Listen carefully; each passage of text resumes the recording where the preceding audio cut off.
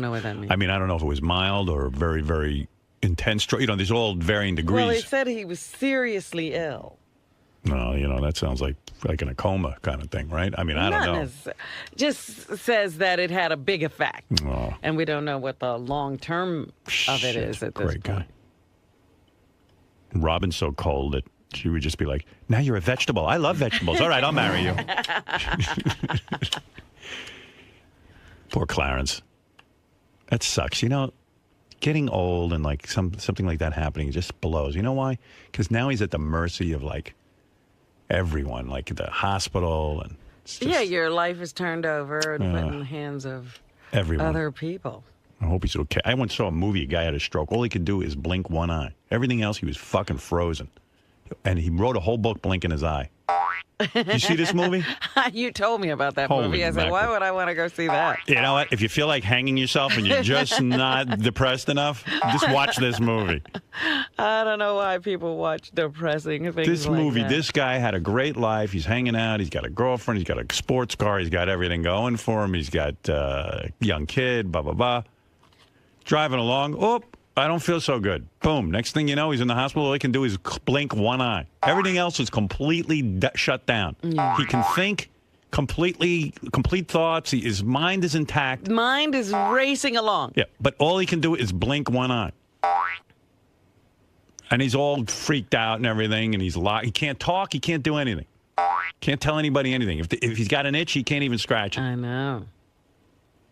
So he starts blinking, and they say to him, okay, blink once for letter A, blink twice for the letter B, and so on and so forth. Z, of course, is Oh my 26 God, 26 blinks. blinks. Yeah. Forget it. This guy, so he decides to write a book. By the way, the book had I don't think it had any Z's in it. As far as I can remember. The word zebra didn't appear. Yeah, he just stuck with the first 7 letters. He changed it to striped horse. But this guy starts blinking. And now imagine the tedious. Like, okay, the first word. And. Or the. Here we go. Here's T. T already is way up there. All right, let's go. Now, H.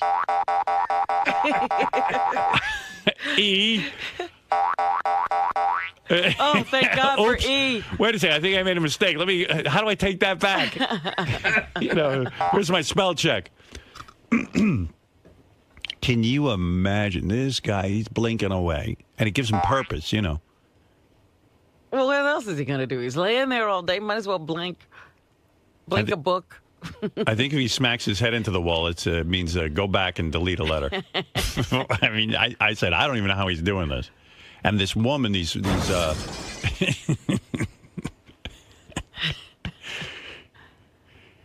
even with the blinking, he spelled better than Tim. We have a couple of notorious bad spellers. Who else is a bad speller around here, Gary? Well, Sal's pretty bad. Sal's the worst. Yeah. Tim could beat him in a spelling bee. And Steve Brandano could... oh, no kidding. Yeah. Where did Steve go to college? UMass Amherst.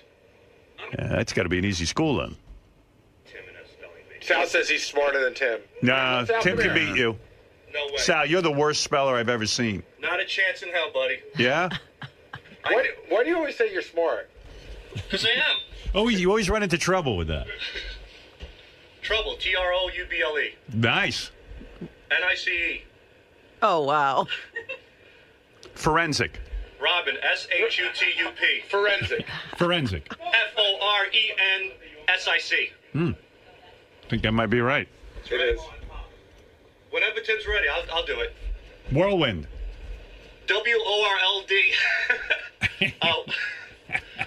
Whirlwind. WHIRLWIND. He just heard you do that. Yeah. No. I think it's whirlwind. No, it's with a D. Whirlwind.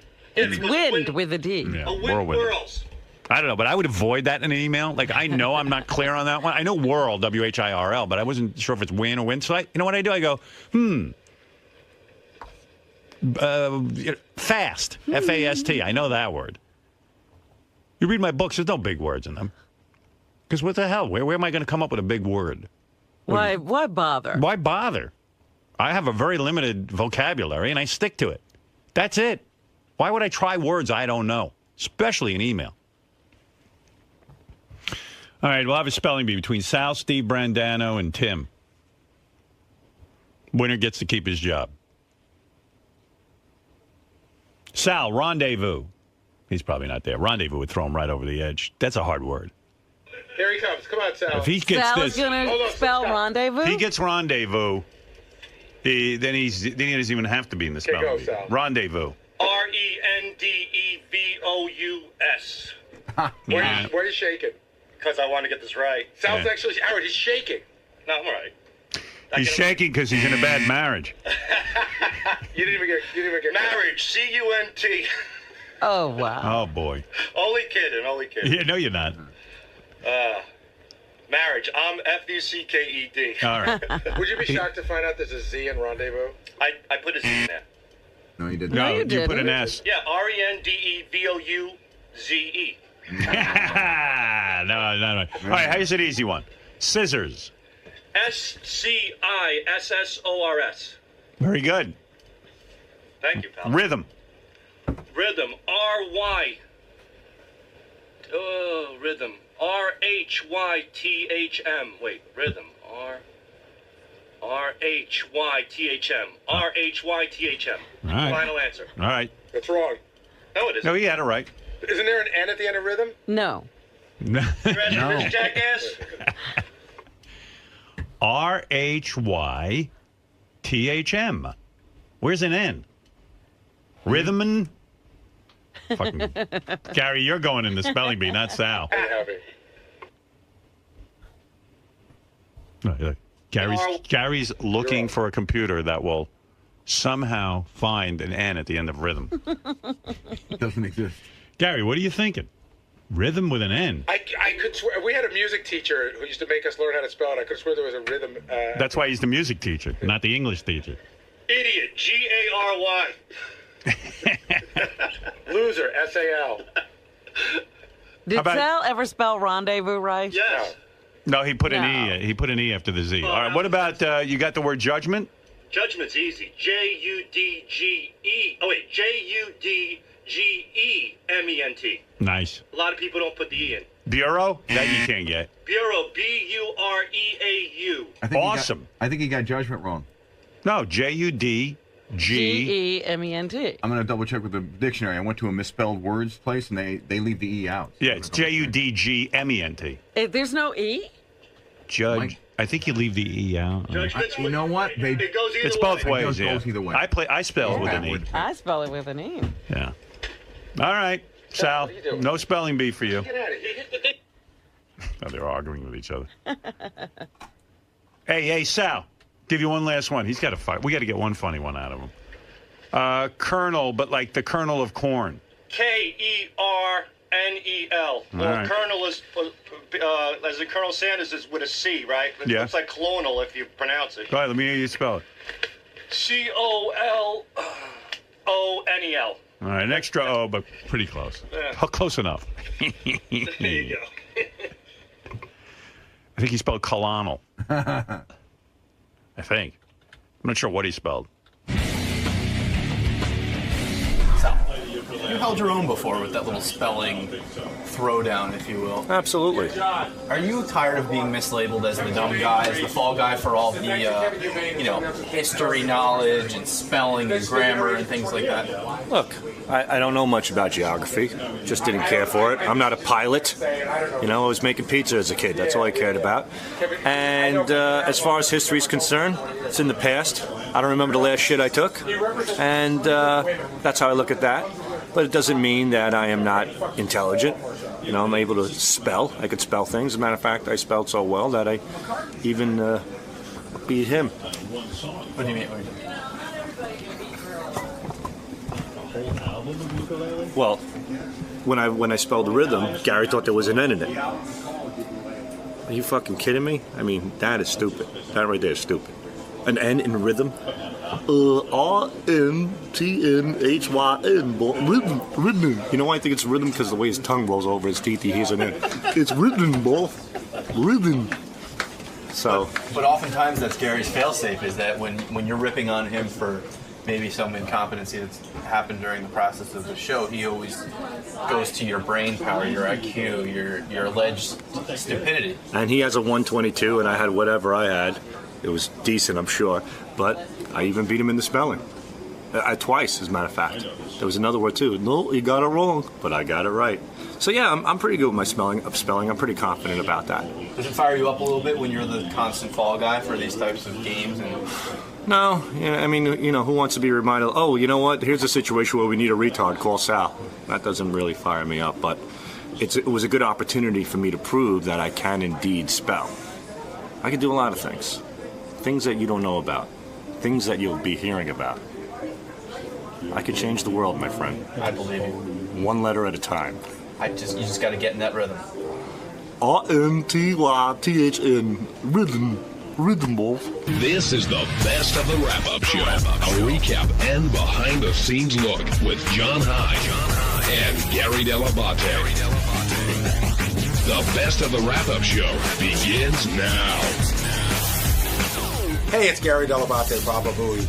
On Monday's wrap-up show, we discussed the fact that Scott the engineer's wife called in, and we talked about what that all meant, how she called Ronnie's new girlfriend Chippy, how we don't think she likes Ronnie, and I think we finally got an answer to what Chippy means and what she thinks of Ronnie the limo driver.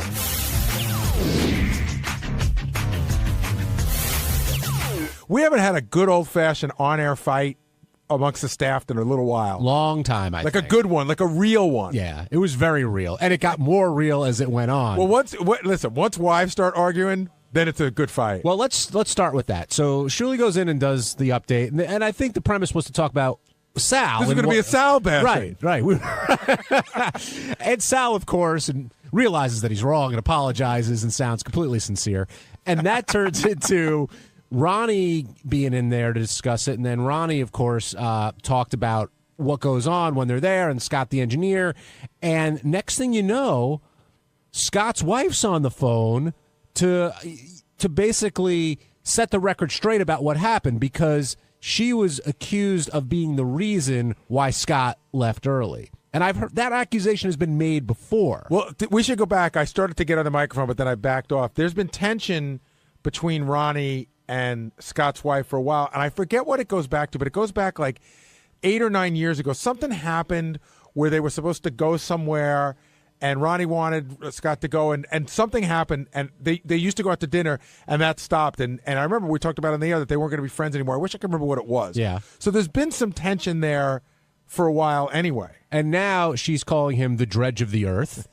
And Ronnie, when Ronnie does it, you really want to go there. You could tell Ronnie's getting heated, and they got into it. And well, I was going to ask this question, but I see a caller already has it. So, Jeff, I'll give you the floor. Ask your question.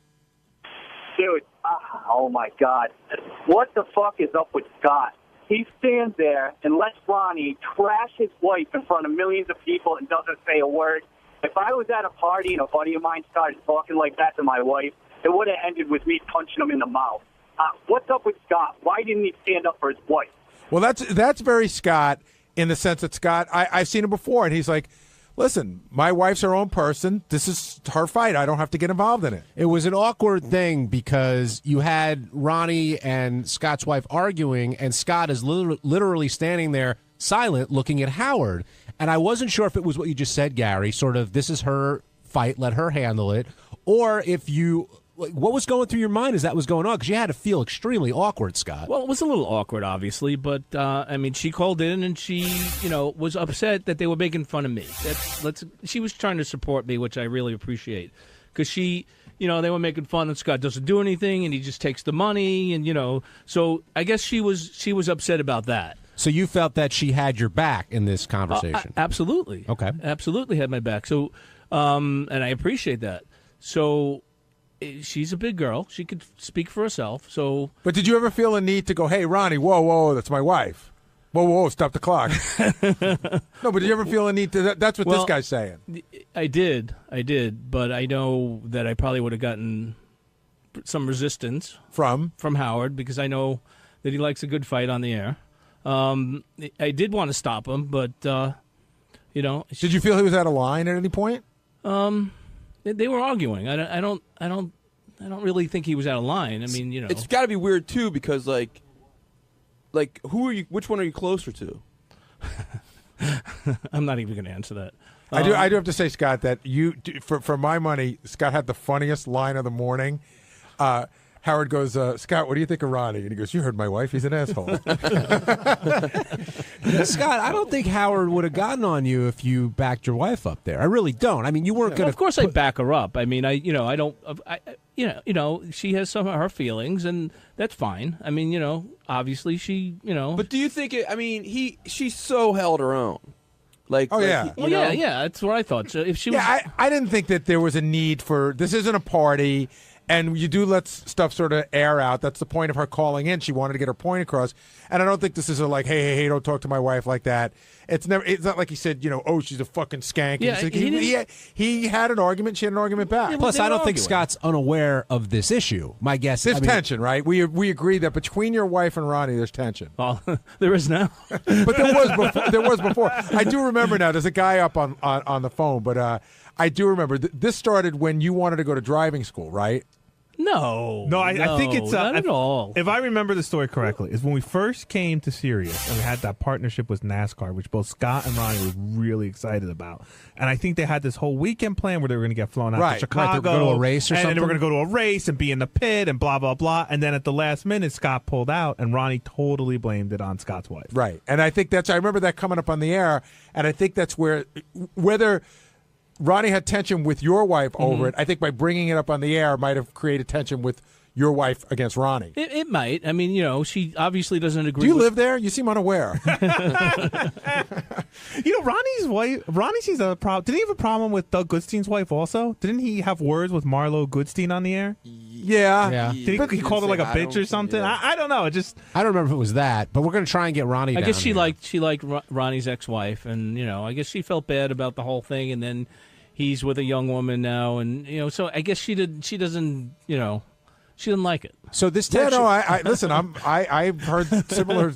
I mean, my wife loves Ronnie, but she's weirded out by the thing. She's like, there was this woman that I loved that just has disappeared. So even before that, there wasn't. You're saying there wasn't any tension there? Like it was that Ronnie's girlfriend. That's what brought this on. Well, we do a lot together, or I go out with him, and so I guess maybe I took away some of the attention I should be giving to her by going out with those guys. But I mean, I don't know for sure, but I think it's more of the girlfriend thing. Now, she likes Stephanie though. Now, why were people blaming your wife for you leaving early? You said that wasn't the case. Not the case. I mean, we were there. We hung around for 10 minutes after the show ended, 10, 15 minutes, and it was already after 11. And I had, a pretty long ride home, and I had to get up for work on Friday. Right, but when you said that, Shuli, Ronnie, they were like, that's not the reason why. Well, that's their opinion, but I'm telling you the truth. And they complain about that for every show, so it's not like a new... That's true. I hang around a little, and then I leave. So, I mean, I'm not like them standing around drinking at the bar or doing whatever. Waiting to throw up. Right.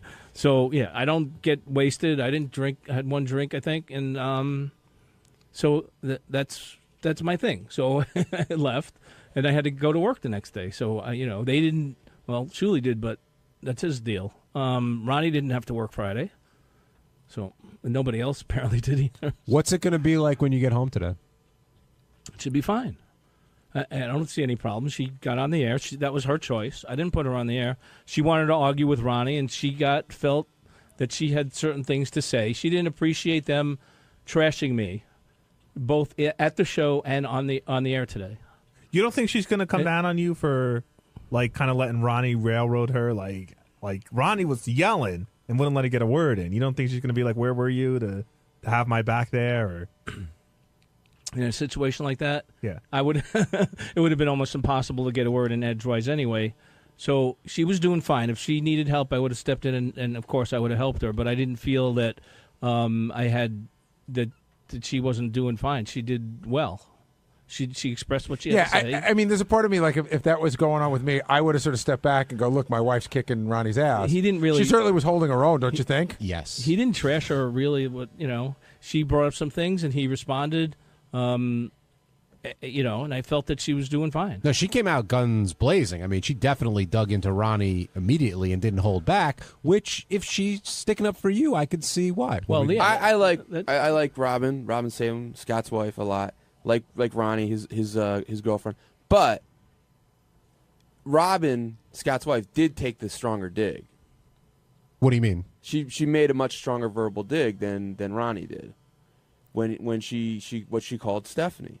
What did she call her? I mean, I don't know literally what a chippy means, but that was the strongest. That chippy means like it's a young. Well, if you don't know what it means, then how do you know it's stronger? I don't know literally what it means, but it implies like she's younger, and she's like you say. Oh, he's with that young chippy. It's not like a whore. It it's does just like imply that no. It's more like a young. It's more like a young. It's a very old-fashioned term, but it's not derogatory though. But it's not. It's not derogatory. Sexualized. I think someone can look up chippy. If there's a dictionary there, where will I look? A dictionary from 1920 is what I need. No, it was definitely a shot. But it's a little lower than a broad. But like Scott was saying, I guess Robin and Bonnie had a relationship, or maybe things were different. And now that she's gone and a younger woman's in the picture, she's not happy. Does that end? Is Robin? According to the Oxford Dictionary, the third definition for a chippy, it's North American, is a promiscuous young woman, especially a prostitute. Promiscuous. Basically called her a whore. Basically called her a whore. I guess so. According to the third definition. I didn't realize that was the meaning of the word. Jenks, you're on the wrap-up show. Yeah, what's happening? I don't know. I kind of got the impression listening to that Scott, man, how could you not defend your wife or say something during that? I mean, your wife, she's going to rip you apart when you get home for that. You know that. For what? I mean, she was defending herself. There was nothing more that I could do or say at that point. She was doing great. So I'm going to make a prediction. You are going to come in tomorrow angry at Ronnie. You're going to come in tomorrow angry because you're going to find out what you did wrong. You're going to hear about it tonight, and you're going to come in tomorrow angry at Ronnie. I know why she called. She was trying to support me, and she wasn't, which is a great thing. And I agree with everything you just said. You're going to come in tomorrow angry at Ronnie. Hey, Ronnie, what's your definition of a chippy? A chippy? Yeah. Does she? I think Scott's wife said that your girlfriend is a chippy. What do you think that means? I guess it's a young girl. Who? Okay. So. Because we were trying to figure out how deep the dig was. You pissed off at him? No, not at all. Is your relationship with Scott awkward when you have this sort of? Well, I feel bad for him because I know he's going to go home and catch a lot of shit today. Why does everybody think I'm going to catch shit? He says he's not going to catch any shit because Robin called in, stated her piece, and Scott didn't need to say anything because she held her own. There's a bunch of calls up. There's a school of thought that you were disrespectful to his wife and that he should have stepped in and told you to shut the fuck up. I was disrespectful. I was called that I'm an asshole, that I'm a shit, that I'm classless, and I didn't say anything derogatory to her before that until she started that stuff. Dredge of the earth, you were called also. Yeah. Because she's jealous. Well, I agree with that comment. Yeah, I mean, forget it. I could have said a lot more, and I'm not going anywhere near any of the stuff that I could have said. Go down that road. I'm not. No. No one ever takes that road. I do. No. Yeah, Jason doesn't hesitate to take that road. No, first of all, Maserati. I disagree. In one thing, I disagree with Scott, and I don't see how he says she called in to support him when she said that everybody on that show sucked and they were shit. Yeah, the show was shit. I sort of got that impression too, that she was lumping you in with that. How does that? I agree how does with that support? I agree with my wife. How does that support her husband? I don't agree with her opinion that the show sucked. Okay, and I told her that. When we were home that night. Did she complain that the DJ sucked, that he only has 3 songs on his phone? Yeah. I let her say it sucked in front of Shuli, but later at home alone, I told her. The purpose of the show is to do exactly what we did. But that's the idea. But Scott, when you left that night, what was that ride home like? Did anything come up because Sal was being so crazy, or Ronnie with the Ronnie? She complaining? thought Sal was funny, and she thought Mad Dog, the comedian that we had there, was funny. He was amazing. Chris Russo? What'd she say what did she say about Ronnie? She didn't say anything about Ronnie. I don't believe you. I don't either. Come on, I don't believe that you guys got in that car and Ronnie's name didn't come up No, once. she said he could be a little rough at times, but I mean, overall, she didn't give me any other impressions. But the overall thing was the show. She didn't like the show. But what does that mean? A little rough at times. I thought. See, his language. Yeah, and I also think she was annoyed. It's just my opinion. Okay, I'm not putting words in her mouth. My opinion was she was annoyed because at the beginning of the show, Scott usually does this dance. And he came to Shuli and said he really didn't want to do it because he was going to have friends in the audience. So at the first part of the show, I pointed these people out, and I said that thank you for ruining the beginning of the show because Scott didn't do his dance. I think she was upset with that. That was my personal thought because after that, she had nothing to say to me the rest of the night. Johnny in Tampa, you're on the wrap-up show. Hi, guys. I just want to say, I don't want to say to Scott, that guy, Ronnie, is not your friend.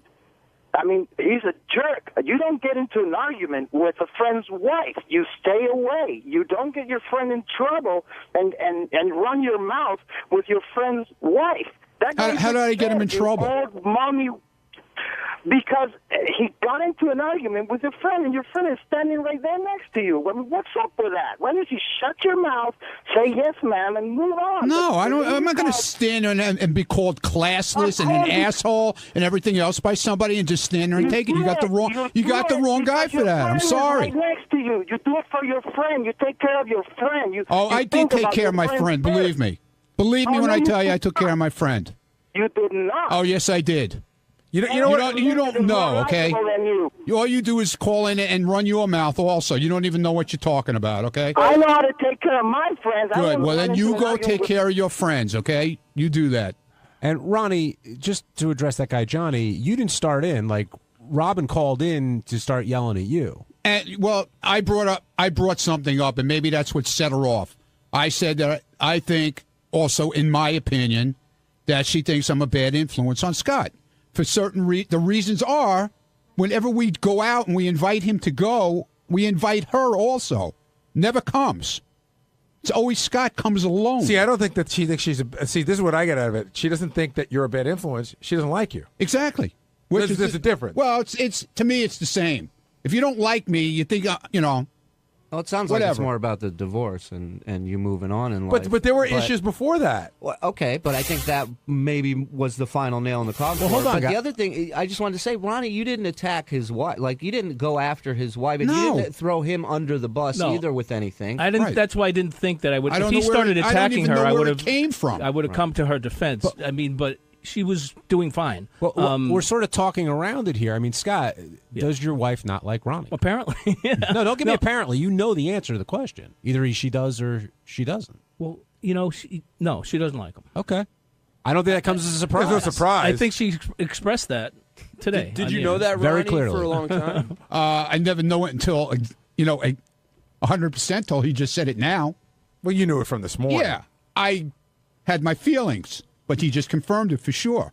Obviously, I've been talked about that she doesn't like me. Obviously, because I got divorced and I moved on with some, younger girl, Chippy, which is like never heard of in this society. Scott, Before did she Ronnie- not? Yeah, I think we're going to ask the same question. Did Chief have these feelings for Ronnie before the divorce happened? Like, did she always think he was a bad influence? No, not at all. So when that happened, that was sort of. Yeah, I guess she doesn't. I mean, she doesn't obviously agree with what he did. If so. Stephanie eventually gets old enough, do you think she'll like Ronnie? Maybe if the woman that he was with was a little older. I don't know. People get divorced. The marriages don't work out. I get it. So, but I guess she didn't like the fact that she's a lot younger than he is.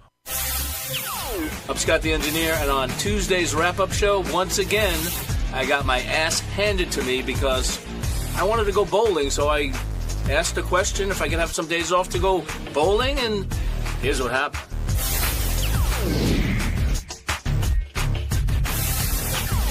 We should start off with Scott Salem's quest to bowl, and I know we had a lot of Scott on the wrap-up show yesterday, and we're going to have a lot of Scott on today, simply because he's in the crosshairs, and it was sort of the perfect storm today because Scott, I would imagine, was fired up about what happened yesterday, and the news broke the story that he had emailed Howard about there was a new PBA event and he wanted to go, and Howard had gotten an email.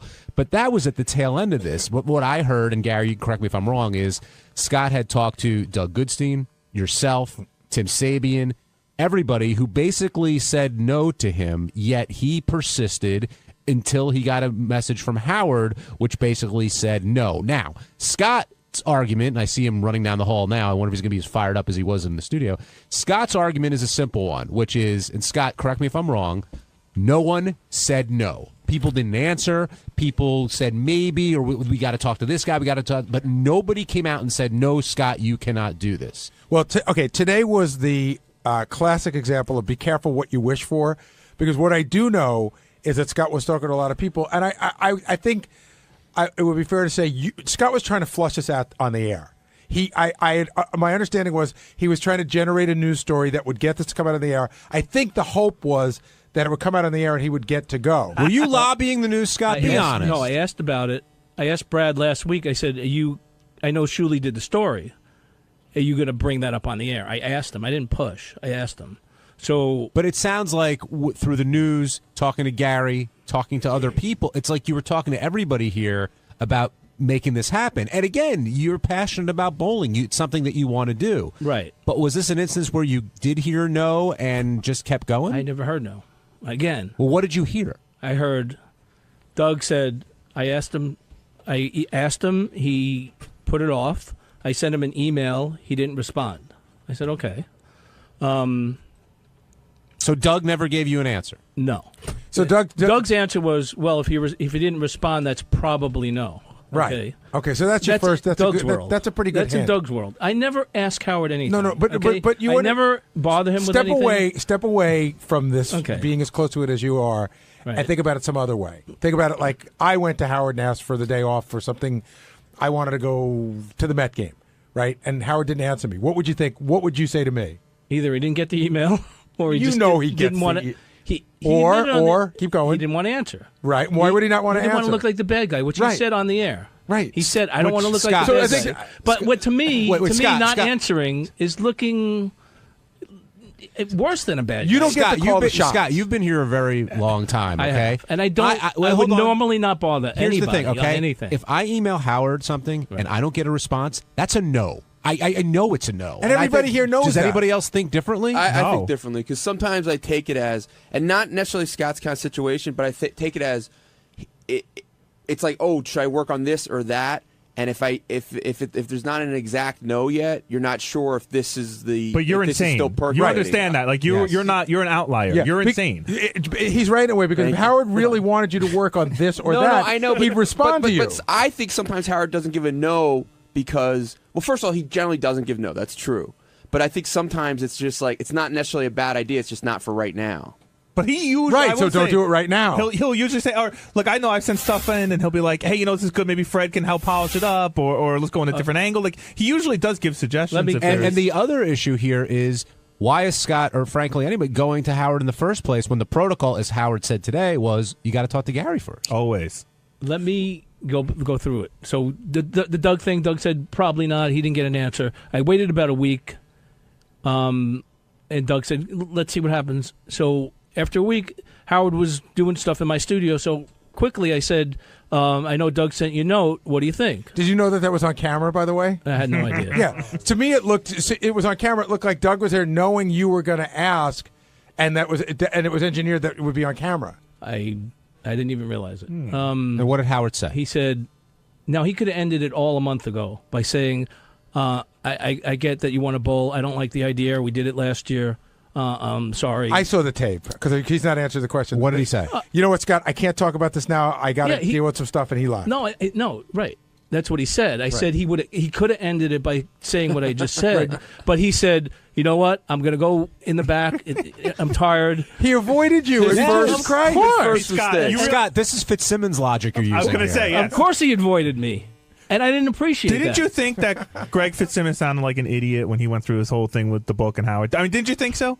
As an objective observer? But Greg doesn't work for him for 26 years. Because you sound exactly like him right But Greg doesn't work for him for 26 years. All right, so this is like maybe the first request in all that time that I've made like All right, so this. Howard avoids the question, what's your next move? He said, let me talk to Tim and Gary. So now you're waiting on Howard So I to get waited back again. to you? I can give you a little bit of background on this, by the way. I give you a tiny bit of background.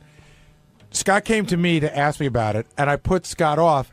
Right. I he knew said, no, no, so he hold said- on. Let me Go finish ahead. it. Go ahead. I knew the answer was no. Tim, for some bizarre reason, I said, Tim, did you talk to Scott yet? Because he came to me. And Tim's like, yeah, well, we have to discuss it. I had to remind Tim that we had discussed it. So Tim was a little slow getting the answer. And I could have said something to Scott, but it was actually it's Tim's place to say it. Like I didn't want to cut Tim's legs out. Tim is the one who should be having the discussion with him. And then when I heard Tim this morning, when I was talking to Tim, and Tim said, I said, Tim, what did you say to him? And he goes, not a good idea. I told him no. I go, well, did you tell him no, or did you tell him it's not a good idea?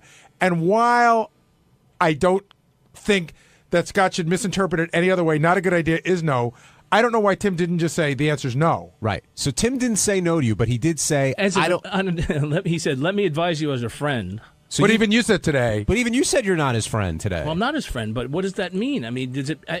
It sounds is he like giving me like an unofficial answer, not officially? What do you think? What do you think, you man? Want, this is like Richard Christie does it sometimes. I'm you being, want this I'm so being bad. very particular that here. Yeah, you want this so bad that you don't want to read between the lines. I didn't want to read between the lines. You know what you are? You're the chick. You're the chick at the door who's crying and go, tell me to leave. I won't believe that we're over until you tell me to leave. So he said drop the issue. Really? He said drop the issue, so I dropped the issue. That's what happened to you guys? Howard's not interested in covering it for radio, television. Fine. Right. I got it. Okay. Let me see if I can get some vacation time off for those 3 days that I needed to. Okay, so let's pick up there. Yeah. Who in the history of the show of the very main players do you know that's ever taken vacation time when the show is on? Robin. Well, actually, she didn't. But Howard, I just thought of this. Howard actually moved his vacation so Robin can go to Guatemala. Right. Last year, he moved a vacation week for her. She had to go to Guatemala. I got it. You know that. So you think that you asked me a question, and I gave you an answer. I didn't expect him to move the week. No. But then why'd you bring it up? Well, you answered. You asked me a question. Okay. Who should Howard have moved the week? I didn't know. He shouldn't move. Okay. Well, so then actually, okay. Let him move the week. No. So we got that. We got. So let's say Howard said yes to that. You don't have an issue taking 3 personal days or 2. I don't know how many days during a week that we're on live. You have no problem with that. Well. Someone using your office, you're bored. Yeah, do you think about the message it sends in terms of you needing to be here? So one time I was out for a medical issue for a few days. Which absolutely, that's what fine. personal days. Last year he sent me to Vegas, so I was out for 4 days for that. So obviously someone did fill in for me those 2 times. I just made a request. I didn't think making a request was such a horrible thing. It wasn't. The request isn't a horrible thing. The not taking no the first 5 times, you got a mostly an 85 to 90% no, and not hearing what you want to hear. That's where it gets weird. I see him in a minority here, but I just thought that I wanted to go. Okay, no, that we got. Yeah. That's I got that you wanted to go, and you were being what you were was being very. You started to become passive aggressive about it. Like you got to tell me no. When everybody tried to tell you no in a way that wouldn't hurt your feelings, that wouldn't make you feel bad, that wouldn't be dicky, and then it all came to this today, which nobody really wanted it to come to, but you. And you stormed in there. There was Angry Scott who walked in there today yelling at Howard, telling him who, I mean, you were putting Howard in his place. The thing started 5 or 6 weeks ago when I first was approached, and I asked the question, and the answer, if I would have gotten 5 or 6 weeks ago, that would have been the end of it. But everybody but you thought you did have the answer. Well, no, I didn't get an answer. You got an answer. Tim, you just didn't hear it. Tim, were you giving Scott friendly advice, or were you politely telling him, no, drop it, move on? I was politely telling him to drop it and move on. And because the thing is that we have a modified schedule now, and we all need to be here. Period. End of story. And I told him the time that I was in Minnesota when I came late because of my father, and Howard was giving me shit for that. But it's right. I mean, right is right. We're here to work, and, I get the show it. is on. When the show is on, he needs us here to support the show. I thought wasn't unreasonable. Nobody's saying that. We're saying that you got today. No, you got an answer 5 weeks ago. I didn't get an answer from Doug and from a Tim. non-answer is no answer in my world. But you eventually did get the answer of no, they don't want Howard TV covering it, because you said you came to this conclusion somehow, right? Well, so drop the bowling issue. Once you got the bowling issue for TV and radio, which I did, and then you continued to try. When you're told to drop the bowling issue, and then a day later you put in for vacation to go bowling, you're not dropping the bowling. You're dropping the TV angle of it, trying to get a free trip, but you haven't dropped the bowling angle. I'm not trying to get a free trip. That has nothing to do with it. I get that. But do you recognize that you want this so bad that you may not be thinking clearly? Because you do want it bad. I understand that. Of course I do. And I'm still disappointed, but I understand that, they want me here. They need me here. And By the way. But it seemed like, in a Sal sort of way, it took Howard to come on in the air, say, what the hell are you emailing me for? I am saying no. Doug's in the room. Gary's in the room. You talked about Tim. I needed to be hit over the head with a hammer. Did you really, though?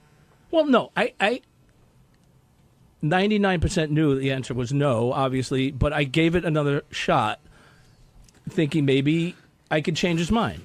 Maybe he's like, all right, for this. So you did hear no then, because you're trying to change his mind. Well, I didn't hear. Heard no for what I heard no for was the TV and the radio don't want to cover it. It's not interesting. It's boring. We don't need to cover it. I think people are missing the larger context of this isn't just one Scott incident, and the ability to read between the lines or understand what someone's trying to tell you something in a nice way is essential, not just to work on the Howard Stern show, but in business in general. But I think that this has nothing to do with bowling. This is my whole theory. You're such a douchebag. Well, I mean, really. Wait, you don't like my theory. Wait, hold on. Let him give his theory. Do you and know then what I'm yell going to at say? him. It's not about bowling, or it's all about bowling, Scott. Okay, but I think he has a real problem taking orders from Tim. I've seen it. I know that Scott got upset. He wanted to hire somebody one time, and Tim said no, and he fucking flipped out about it in a very real and scary, loud way. I know one time Tim asked Scott for if he had any ideas how to upgrade his studio. Scott gave him some. I know Tim took some of the ideas and didn't take some of the other ideas, and I know Scott flipped out about that. Why do you ask me my advice if you're not going to take all my... I think the real issue is between Tim and Scott and has nothing to do with bowling. Well, I think, my opinion is that there's some underlying issue with Scott that he feels a victim and always a victim. And there are certain things that go on in our area that there are processes in place and things take time, like equipment needs to be approved. But Scott, instead of asking, would rather blow up and pop off than find out what the real answers are. But there's some underlying issues that I think you feel victimized all the time. I really do. You're a good guy. I like you, and I try to work with you and try to develop a relationship with you. When I hear that I'm not your friend, when I'm not here to be friends, but No. I'd like to get along with people that I work with. But I think you like to put yourself in a victim state. So that's my opinion. Okay, well, that's fine. That's your opinion. Getting back to what Jason said, of course, it's a thrill to bowl with professional bowlers. If you had some passion, or if Gary was given an opportunity to play in a real baseball game with the Mets. I was saying my thing was like I got to go on tour with Bruce Springsteen. That would be the same thing. And Howard let you go do it? That's a passion that I have. Or Bruce said, Gary, come to the I want you to play sax for me not even instead play of sax. Clarence Clemens. Come stand on the side of the stage this day. I want you to be my personal guest. Would Howard let you take a week off of work to go play saxophone with Bruce Springsteen? He wouldn't. No. Okay, so there you go. But then okay, but I approached this as we did it last year. Howard sent me out there, which was. But that question was answered pretty early. That it doesn't work for the show. Okay, but that's fine. I get it. And the PBA said, regardless of whether the TV show or radio show is covering it, you're welcome to bowl. That's what they. See, this is where you fall off the tracks because nobody cares what the PBA thinks. Well, I'm just telling you. I'm being very blunt. Are you aware what the PBA is? I'm just telling you. I'm just telling you. Police Benevolent Association. I was offered again. We understand that, but Right. we know what they bald. want. But we know what they want. But that has nothing to do with what we want. I know what they want too. I mean, Don't they have authority over the situation?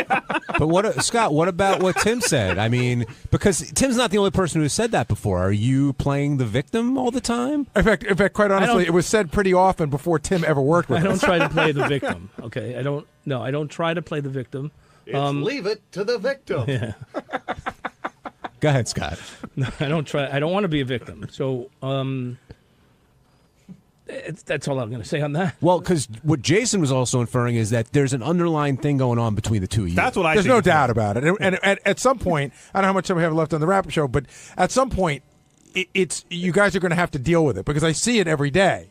And there's a thing going between, I don't know, I think that both of you think the other one doesn't respect each other. That's exactly what I was going to say. I think there's a missing level of respect coming from both of you.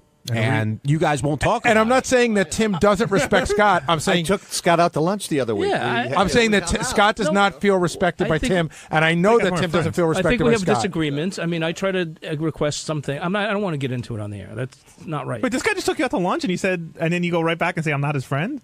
Did that hurt Tim when you heard Scott say that today? I would imagine that it did. Tim, take me out to lunch. I'm your friend. We'll work it out. Are you guys on Facebook? Are you friends? No. And Scott untags pictures with Tim The Saban. bowling is strictly me and not anybody else. That it's a great thing in my life. I get it. I get it. It really has nothing to do with anybody else. So, it personally, it was a great experience, and I wanted to do it again. Okay. What I would say is I think that every single person on this show could come up with an example of something that they really wanted to do that would make them be away from work. I know, but they don't have that opportunity. And they I have haven't. the opportunity. No, we've all had the opportunity. Now, Richard, I'm almost positive that Richard's had opportunities to go on tour for 3 months at a time. Oh, 3 months. I mean, well, listen, it's a passion, 3 right? days. Oh. You know, but I mean, we've all had. Like I said, I've had the opportunity to go to the Super Bowl. I've been given the tickets, and I was invited to go on somebody's private jet. Like I and told it you, still didn't get me home in time. I don't think it hurts to ask. Okay, you've been here so long. I don't think it hurts just to at least ask and get an answer that somebody respected your answer. And all I said was, somebody could have come to me and said, "We appreciate that you want to go, but we'd rather have you here. There's shows this week. We need you. You're important to the show." But there's no knowing that. And no one appreciated that. That's right. There's no knowing that because it was said. Well, because he told you to finish. Scott, who's your issue with? Is it with Doug? Is it with Tim? Is it with Howard, Gary, Jason? I think it's with Howard because even before when he was arguing with Tim in the hallway, he said all he needed to do was give me the answer, and this would have been done 5 weeks ago. Howard said on the air he didn't want to look like the bad guy. I mean, maybe he looks worse by not giving me an answer. Do you think that's the case? I feel that not giving me an answer is disrespecting me. And anybody else he doesn't give an answer to.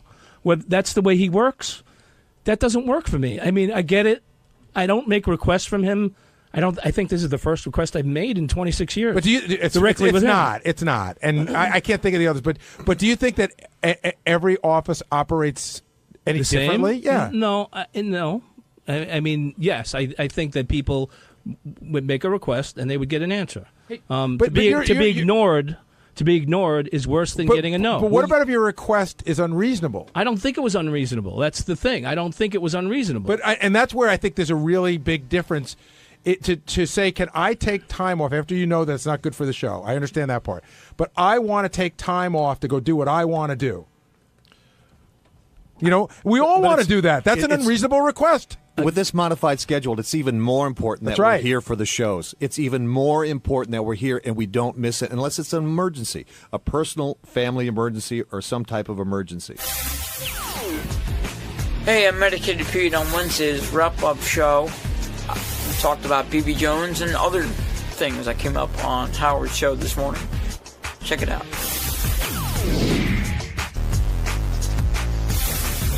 I do want to start with BB Jones and what happened with her. And Gary, I think not a lot, but a few porn stars come in here and they'll say, "Oh, they'll bang anybody, they'll do this, they'll do that." I guess Tabitha was certainly one who put her money where her mouth was. But with BB Jones, she is willing to bang anyone, anywhere, anytime, unprotected, and that makes her a little tiny bit less attractive to me. But she's really a very pretty girl. But to some people, it makes her even more attractive. Well, you know, I don't know. It's easy and quick, but do you really feel good about yourself when you're done, or do you care? Well, some guys don't care. You see, that's the question. If you're young and single and working on this show, this seems like a pretty good. You can bring your own condom. This seems like a pretty good opportunity. Yet, Ganji, JD, Benji all said no, and I want to know why. Howard didn't understand. I sort of got where they were coming from, and I never really had to deal with this back in the day. But the whole, you know, I think that I understand Benji saying, like, girls will say, they'll Google you, they find out you banged a porn star, and it's, you know, they're like, hey, I can fuck a lot of guys. Why should I fuck a guy who fucked a porn star? So again, the other thing is too, we're like deep in the porn star world. We're not in porn, but we know a lot of porn stars, and you know, there's some women and guys who've never met porn stars, and they think it's a really dirty business. And I'm just saying, it's a perception of other people. So I think I sort of get like, I really understand Ganji saying that girls have Googled him and found out he fucked Kendra Jade. Yeah, that's a turn off. Ganji, your checkered past really has done some damage, it seems. So, just a prime example, the last girl I was dating, the first thing she brought up on our first date was that she Googled me and saw that I slept with this porn star. And what did you? How do you she deal with that? She wanted to know about it, and I'm like, so what do you say? I was like, oh yeah, it was a really, really long time ago. It wasn't that major, and I do the whole, oh, she wasn't a porn star at that point. She was only a stripper, which made me feel like in my mind that makes it so much better. Right, it was exactly, a year after me that her and her stepmother banged Jerry Springer and taped it. Really? Right. Not to, did anyone ever bring that up? No, because they don't ever make that connection. But all it does is you see like Kendra, porn star, and I slept with her. And that's the first thing that literally comes up when you Google my name. And the other thing is, so it causes a problem. I mean, like it freaks regular girls out. How many times does that come up? I'd say 2 or 3 times. And girls can't look past that, huh? Regular girls have a problem looking past that for some reason. See, now for JD, it's different because no, it's not. You've dated a porn star. No, I didn't date her. You liked her, and you would have dated her. I've liked a lot of. What was that girls. girl's name? The one that you were pretty Kimberly friendly? Kane. Kimberly Kane. So like would you go out to? Would you take Kimberly Kane, say, to Howard's Christmas party if you were dating her? Yeah, if I was dating so her. she's sure. a porn star. The girl today is a porn star. What's the difference in the way people look at you? Because I don't know. You got me. No, but I think it's a legitimate question. In other words, you're willing to date porn stars. Yeah. Listen. Well, first of all, if she has the sex with a lot of guys. But a lot. But Kimberly Kane, many porn stars do. It's protected. She's having sex with janitors. So it's the unprotected sex. That's a big thing. Okay. And second of all, I don't think she's interested in me. Otherwise, she would have gotten back to me when I tried to contact her. No. I didn't try and contact her like once and never again. I tried to call her a couple times. I texted her. I think you played that all wrong. I don't think she's really interested in anybody. I think you have to call her, remind her that you want to have sex with her, you want to talk dirty to her. I think you have to work it. I think she's putting it out to everybody. She forgets who she talks to. Wait, JD, what did you do? Like, how did you try and get in touch with her? I called her. And then what'd you say? I One can't remember. time? I left a message. And so did you expect her to call you back and go, hey, JD, let's rock out with your cock out? She left me a voicemail wanting phone sex. Well, yeah. Right. Okay, so what'd you do? I called her and I left her a voicemail. I remember what. But how long after? Probably that in the next morning. But you didn't try as soon as after I got home from work. You didn't try to text her or follow up besides that? Yes, I did. Well, what did you do? How many times did you text her? Like a few, but if you don't get a response each time, what are you gonna do? So at what point did you give up? I don't know, like a month or so. But how many times would you say you tried either voicemail or text? How many times? Like 5 times, maybe. So so if you had gotten a hold of her that night and did a little phone sex, do you think you would have made the next move into actually meeting up with her? Sure, probably. Maybe. Yeah. Benji, you weren't here, but the question is, you 3 guys, you're single. Like, why not go for BB? When Marianne from Brooklyn called and said, "No, how can you say it's a stigma?" It's not a stigma to me, but it's a stigma to how other women. Why do you look care? at it? Because you don't usually seem to care about those things. I care because I think BB's very attractive. I don't know her personally she seems cool, but it's like for basically like a one-time thing. Like maybe she's in New York twice a year, 3 times a year. I don't know how often. Okay. So for this one-time fuck of a hot girl, is it worth how much harder it is going to make for other relationships? But Benji, you've been on the air and openly talked about anonymous sex that you get off of websites. Why is that so different? First of all, I don't do that anymore. I don't bring it up anymore, and I don't do it anymore. First of all, but second of all, it is different when it becomes a very tangible, real thing. Oh, sorry, when it becomes a very tangible, real thing with a person that people know who it is. Right. Now, I have interesting breaking news. I don't know if this has come up. And I checked with Howard to make sure it was cool to bring up. Okay. She rejected Pete. How so? What? She said she wouldn't fuck him. When did she say that? This is what now I'm getting this secondhand from TV guys. Pete, get over here. Go ahead. Oh, Pete, I didn't know you were in here, so I don't know if you know this. And this is what I heard, so maybe it's not true. I don't know. No, that's first I've heard of that. Well, hold on. But let's start. Pete, how did you leave it off with her? I said sure. So did she give you a number to contact her, email address? No. No. So how are you figuring you're going to get in touch with her? I don't know. I mean, I would have thought signals? that. Yeah. So, Ganji, you're like one of the main guys at Howard TV. What's going on here? Is this true? I don't know. The behind the scenes guys were following them around, so I'm assuming that's when it happened. So Benji, what do you know? Well, this is Lee. He's one of our TV guys. Yeah. What's up? Not much, Pete. How you doing? About this news. What's So Lee told me. I said to Lee, this was maybe he's coming down. I'm sorry. I said to Lee Garowitz, I said, "Oh, did Pete leave with BB?" And he goes, "No, actually," she said, and Pete. Just say it. That she didn't want to. She wasn't interested in having sex with Pete.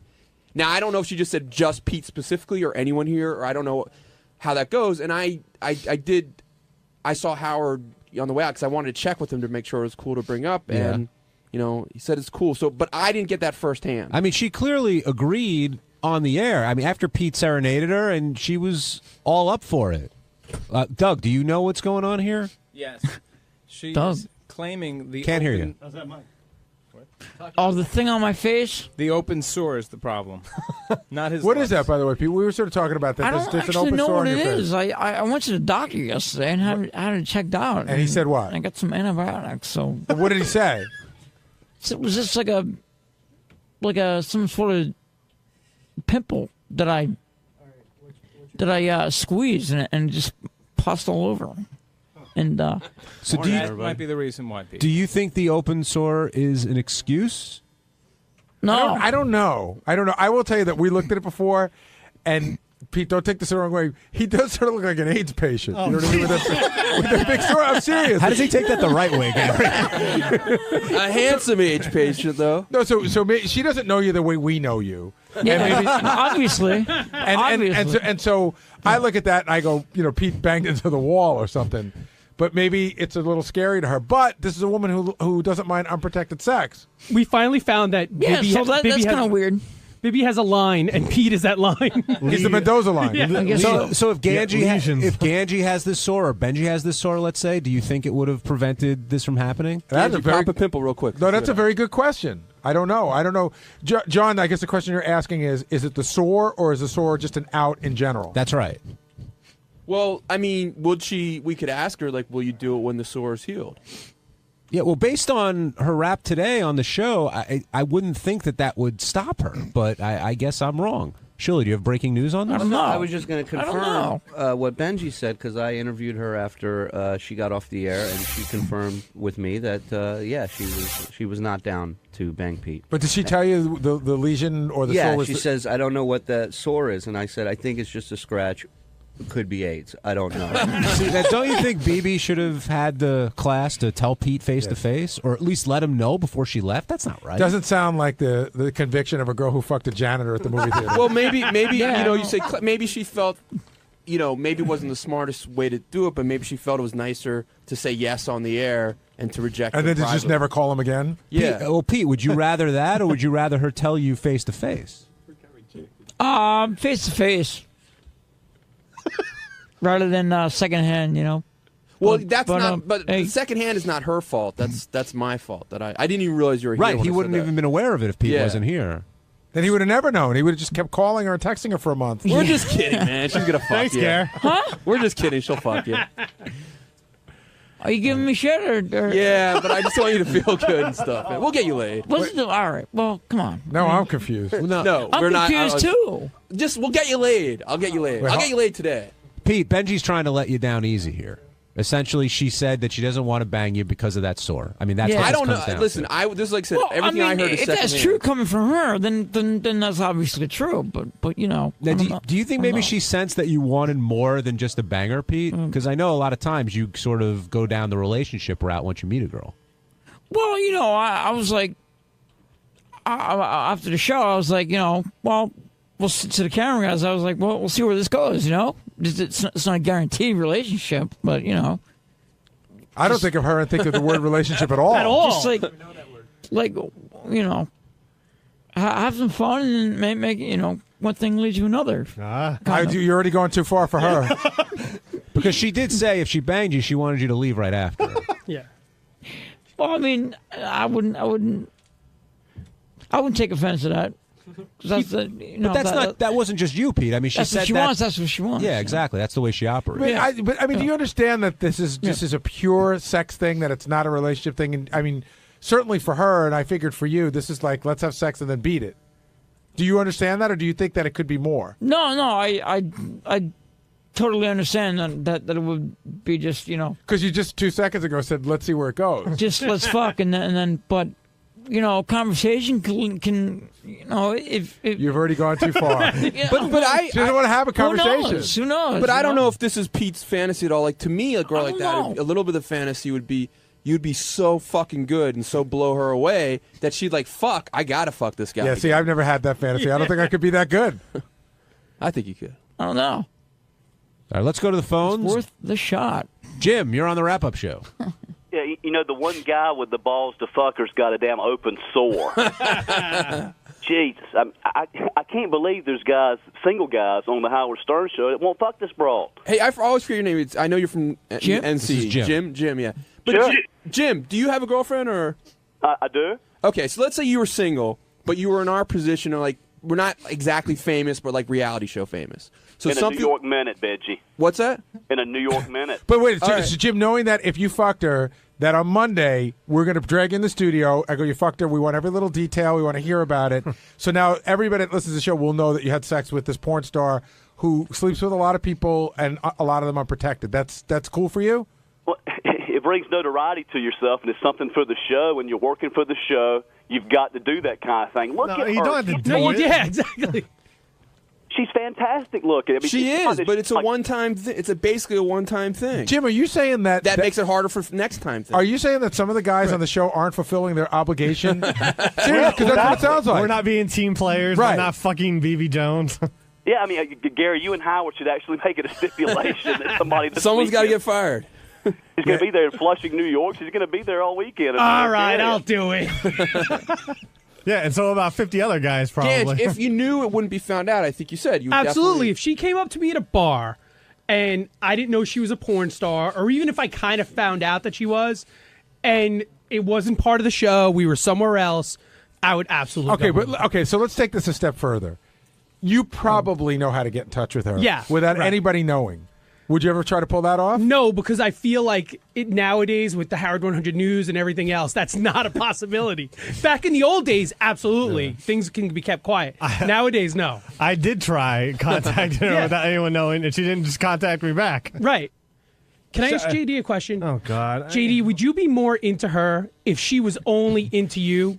Like, does it bother you that she was like she would have slept if with she Benji? was somewhat into me, period. I don't believe that she was into me.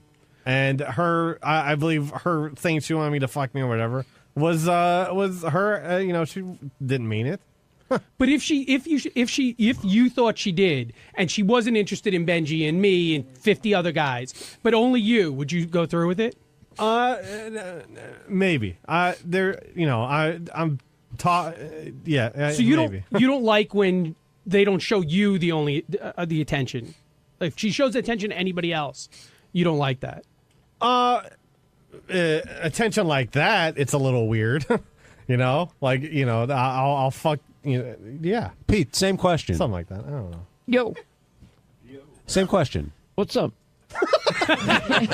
Do me a favor, just repeat the question. No problem. Yeah. Would you? I have a feeling that's not the first time in his life he said that. JD is saying that it makes a difference. Like someone asked, well, why would you go out with Ashley Dupree, who was a known escort, who knows what she did? She was a before. former escort at the time, by the way. A known escort, and who knows what she did at the time, versus someone like BB, who's just admits to what she's doing. Would you? Is there a distinction between the two for you?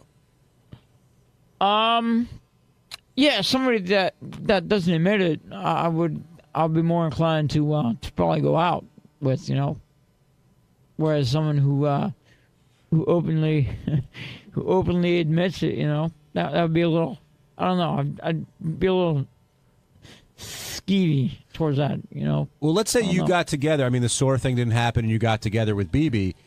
Would it bother you, like, if she went on to the next guy, like she talked about today, she bangs a janitor, she bangs somebody she's in an elevator. Would you feel, like, protective of her because you had been with her at that point?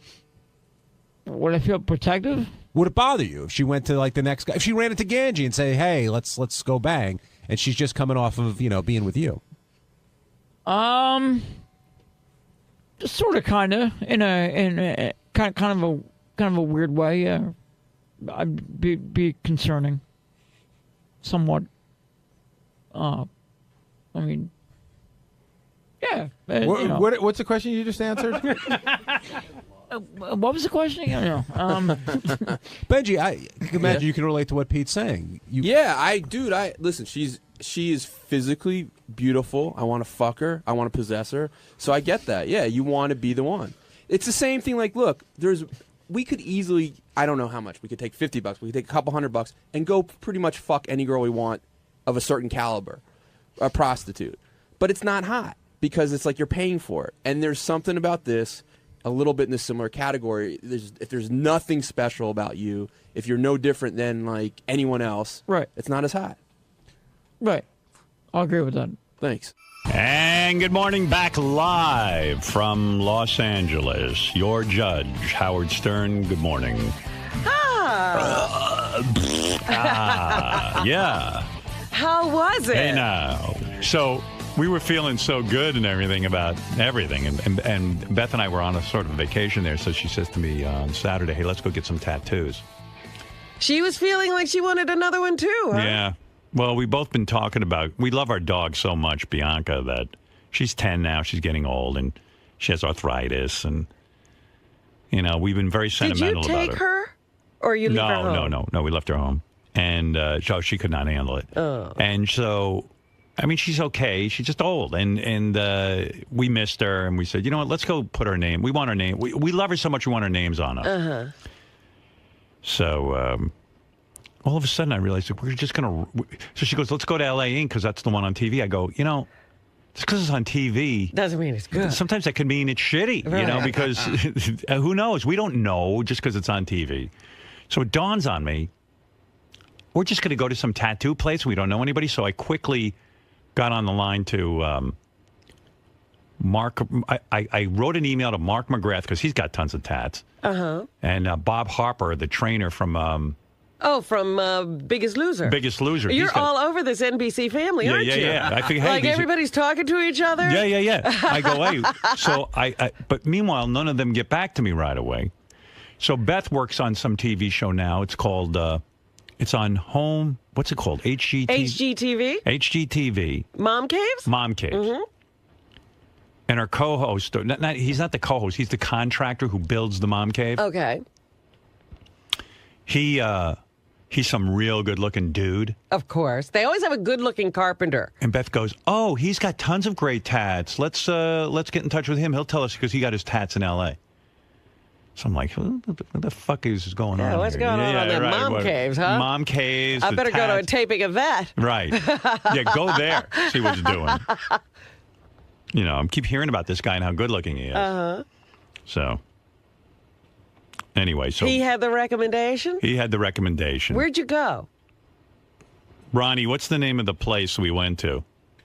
Because, you know, another person who has a good tattoo artist is David Arquette. I can't believe you didn't call him. I didn't call him, but then McGrath got back to me, and so did Bob Harper, but it was already too late. We were at the tattoo joint. Yeah. Everybody had a different recommendation. This guy Connor did our tattoos. He owns the place. And we go in. You got to hear this. This is so crazy. This is why Twitter is dangerous. We're in L.A., we're getting tattooed. Ronnie goes over with us.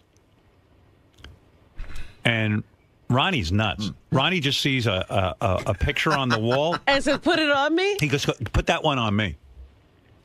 And it's this. But meanwhile, it was beautiful. Fun of me now. You thought it was nice. I'm saying it's just, but you're wild like that. Like I could never make that decision that quickly. The tattoo guy artist, okay, was Timeless Tattoo. Timeless Tattoo. The guy's name was Connor. West Hollywood. Right. Okay. Yeah. And Connor and Tawny. Yeah. The guy who did mine.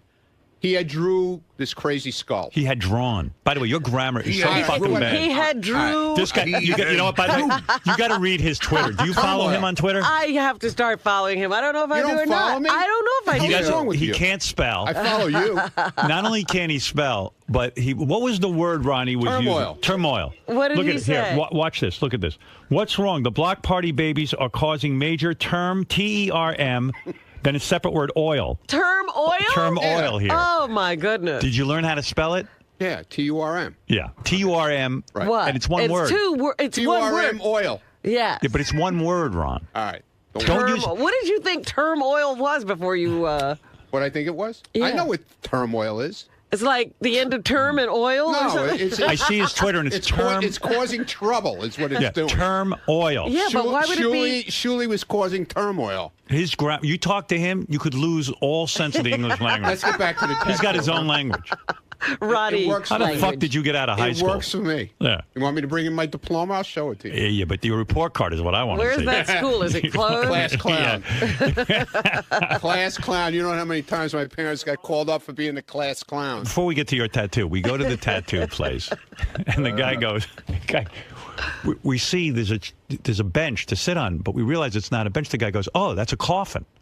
What? It's a baby coffin. No, it wasn't a baby coffin. I know. I thought he said it was a baby. They're getting a baby coffin. What are you talking about? It's a coffin, like you die In the tattoo place? Yeah, they use it as a bench to sit on, which is kind of cool. And a storage thing. They have all the magazines inside. Right. Oh, that's disgusting. Yeah, and then they're getting a baby coffin, which was, we were like, hey, I thought that That there is was. so sick. I said, where's the baby coffin? I want to sit on Well, it. I want to put Ronnie in it. So anyway, I bet you Ronnie would fit in a baby coffin. I bet. Stop it. So the coffin's there. I open up I say, Ronnie, get in there. So Beth goes, he's not going to get in there. I go, yes, he is. He doesn't give a shit. So he gets in the coffin, and I take a picture of him. Lying there. And it's funny as hell, so I tweet it. Uh-huh. There it is. That's the one. That's Ronnie in the coffin. Oh, that's hysterical. And I wish it was a baby coffin. I want you to be wearing that shirt for real at the end. Yeah. So I tweet it. Well, 2 seconds later, I start getting tweets back. Howard, that's disrespectful. Whitney Houston's funeral's going on, and what you're does tweeting that have to do with Whitney? that like we're making fun. Like there's Ronnie in the casket. Oh, like you looked at Whitney and then said, "Put Ronnie in a casket." I didn't even know Whitney's funeral was going on. I was at a tattoo place with a coffin, and I thought it was funny. But people are such assholes on Twitter. You know, they you can't have fun with them at all. Right. I'm like, that's it. I'm done. You always say that. Yeah, right.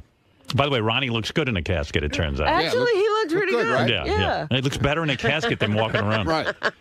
He looks sort of mummified. He looks natural. He's smiling. When do you ever see him smile? You know, when you go to the funeral parlor and everybody says, "He looks good." You know, they always go, "What's Ronnie's look?" Now we found it. Coffin. Lay it in a box. So anyway, like there's just a drawing on the thing. I said, Ronnie. So he saw it's a skull with a grasshopper He coming out. loves his skulls. It's a skull, but it doesn't look like a skull. It was a really cool drawing, and there's a grasshopper coming out of the skull's eye. Oh, It's a God. cricket. Cricket. Yeah, cricket. cricket. And it was pretty cool. And the eyeball falling out of the other socket. Right. It's really cool. Beautiful. It So is. he's admiring it. I was actually admiring the drawing. He goes, hey, could you put that on my arm? I said, yeah, I'll pay for it. So I bought him his tattoo. This is the second tattoo I bought for him. Really? The first one and the last one. Yeah. Oh, Show me your that's it? tattoo. I think so, yeah. Where is it? Where'd you get this one? Right here, my forearm. Let me see. Yeah. Helps. Hey, he's got to take off his whole coat. Yeah, that helps. Hey, can I take something up with you, though, man? Something weird's going on. I think I'm going to have to yell at you about What? it. Okay. So I get this call from, I got an email from Dan, the song parody man. Yeah. And he said to me, Howard, oh, yeah, there's your tattoo. Show it to Robin. See? He's got it's a skull, but it doesn't look like a skull. It doesn't look like a skull. Right. Look at it at the right angle. Yeah, I'm looking at it at a weird angle. The light's hitting it wrong. But Ronnie doesn't I'll look even- at it later. Ronnie doesn't put any thought into it. He's just like, put that on my arm. I don't care where you put it. Because right now it looks like a blue blob. Yeah. Yeah, but the guy drew it. Yes. And he had it it was in a picture frame. Yes. It wasn't like something they had in the magazine. Right. And he never did it before. He's never put it on anybody. There might have been a it's like reason for that. one-of-a-kind thing. Well, So I anyway. thought it was cool. I thought it was cool. It was different. So here's something I got to take up with you real quick. What? So Dan, the song parody man, writes me an email. Right. And he says, hey, Howard, Beecher's Madhouse got a phone call saying that you're coming in tonight. Howard Stern is coming in. And No. See, let me finish. Wait a minute. Let him Hold tell it, let me us, finish. I'll tell tell you us what I heard. he got. Go ahead. Beecher's Madhouse said they got a call that Howard wants to come in tonight with a group of people. And Dan just wanted me to confirm that it was me, that it wasn't a hoax. Right. So I wrote him back. I said, it's a hoax. It's not me. I'm not coming in. Someone's using my name. So this is the story I got. Okay. When the people show up who did the hoax, it's these two hot chicks, and Ronnie's with them. Ronnie, the limo driver, Mund. Huh.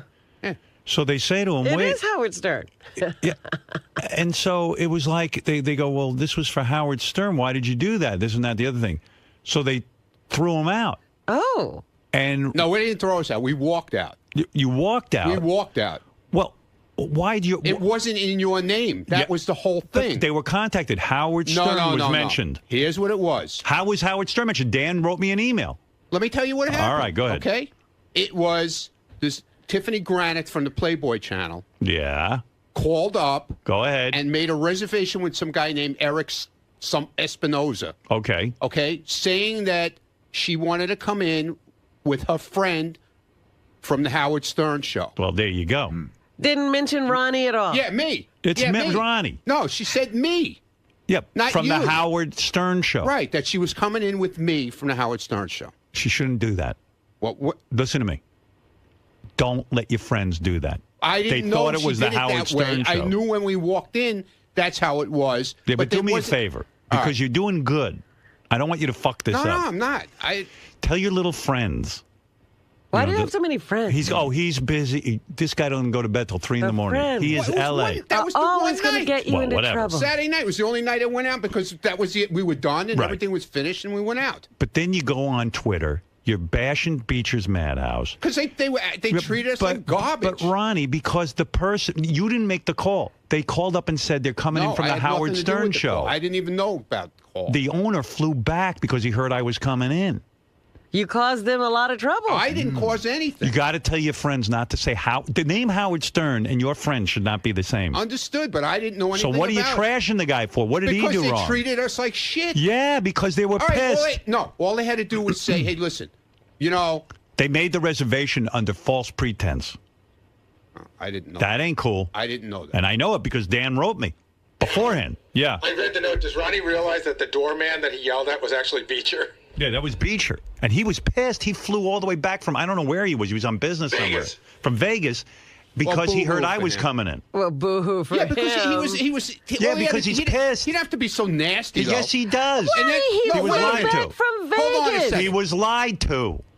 He was lied to. Yeah, well, then how come we were up in the restaurant 15 minutes later? Yeah. He sent some PR girl up to us. Because he was nervous. Apologizing and then wanted us to come to the show. And we said, no, we don't want to go now. Yeah, because he was nervous. He hears Howard Stern and he thinks he's going to get, they even wrote a note and said, listen, I've always treated the people from the Howard Stern show to all kinds of things. He goes, I was told Howard Stern was coming in. I ran back from Vegas. Nobody. Yeah, but your friends shouldn't say I didn't anyone. know what- just how- tell what- your friends to make their own reservation and not to mention Well, that's Howard what Stern. I was under the assumption. Well, don't be under an assumption That because she your put it- friends she are put it under using her my name. name. Why aren't you yelling at your friend? Yeah, you yelled at Beecher. You should have said to this girl, hey, fuck nuts, don't mention Howard Stern to get into places.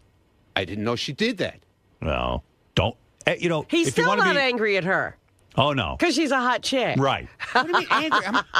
I want you to tweet today something nice about Beecher. Wow. And something bad about her. And something bad about her. David said shit about him, too. So Well, that's when his he saw business. it. So let him tweet that. Listen, you're out there. When you're rolling with me, all right. But I didn't you know did it was- so good the whole trip. You told that guy no pictures. You know what I Right, mean? You were professional. Was proud of you. And then you had to go out. Then you went go out. one you, night. When we travel now, no going out. All right. Stay No in. problem. No that way you problem. don't fuck up. No problem. I got no problem with that. All right. Oh, let him go out in San Francisco. He's a lunatic. He does so good, and then he fucks He up. has to. I He didn't has do to. it. You do so well, and you screw it up. didn't do it. Ronnie, please take responsibility. All right, I did it. You had a friend who did something wrong. Okay, but I didn't know the friend did something wrong. And then Ronnie was there, made a scene. According to the email, he yelled at Beecher, "Go get Jeff Beecher, you loser." Oh. Yeah, he's a big shot. No, I did not. You can't be a big shot I didn't with my say name associated. Just remember that. It's going to blow everything. All right. Not going to be able to take you with me. All right. You know. You understand. All right. You want to be like the bodyguard from that Whitney Houston movie, or you want to be? All right. I was. All right. Melrose, you're on the air. Oh, Howard, thank you for the amazing time. I had the most fun of my life. Was Melrose there with signs? Yeah, he fit right in. This was the one place Melrose looked normal. No signs. He had no. Yeah, signs. no, I saw No a sign. I saw him with a sign outside. Yeah, but not inside. They probably I had took to hold it up, Ronnie. I didn't want you to yell at me, Ronnie. They probably I took it wasn't away gonna from yell him. at you. Why do they take away signs? That's kind of fun that you have signs. Well, I There didn't were want to people with overdo it. signs up in the Were there? balcony. I saw people with signs. Yeah. Now you tell me. Did you hear me saying hello to you, Ronnie? Yeah, I heard you, dude. But I can't come over and walk over and say hello to you. He was like a sentry. He wouldn't even speak, huh? No, he did well. That's what I'm saying. Oh, Then he that's goes out with his fantastic. little friends from the Playboy Channel, and he fucks everything up. And he's yelling at Beecher, and he's tweeting. Beecher's a fucking. Well, why didn't Beecher just say something to me like, "Hey, you're not here because with he Howard." was pissed off. He was told. But I didn't do anything. He to was him scammed. until he started acting like an ass. He was scammed. And you should tell your friends. You should call them and say, "Hey, you fuckers, don't use Howard's name." I will now from that the I know. Howard Stern Now that I show. know. I mean, what is that? I'm telling you, he'll be so nice to that girl. She'll never know she did anything wrong. baloney. She'll Howard, never know Howard. she did anything Yeah. wrong. Because she's got big tits.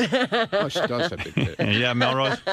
You were brilliant as a judge. Brilliant. A lot of fun. You were. The chemistry was unbelievable. Yeah, it was good. You know what? I'm so glad I decided to do this job. I really am. It was good. Can I just say one Did thing? you have a good time, Ronnie, or was it like kind of work for you? It was all work, but you know what? Everybody's so nice there that you don't feel like you're really working that hard. Right. It made work a pleasure? It runs like a machine. It's great. They It got really that is. thing down to a science. I mean, you got to move awesome. in and out these acts, and some of them have huge setups. Uh-huh. Like when you get guys who are like these skater dudes, and you got to set up these massive. Skater dudes. Yeah, you know. skaters and bicycles, and they had Yeah, the you know. ramps. Bicycles? What are you talking about? Yeah, well, it's not just musicians.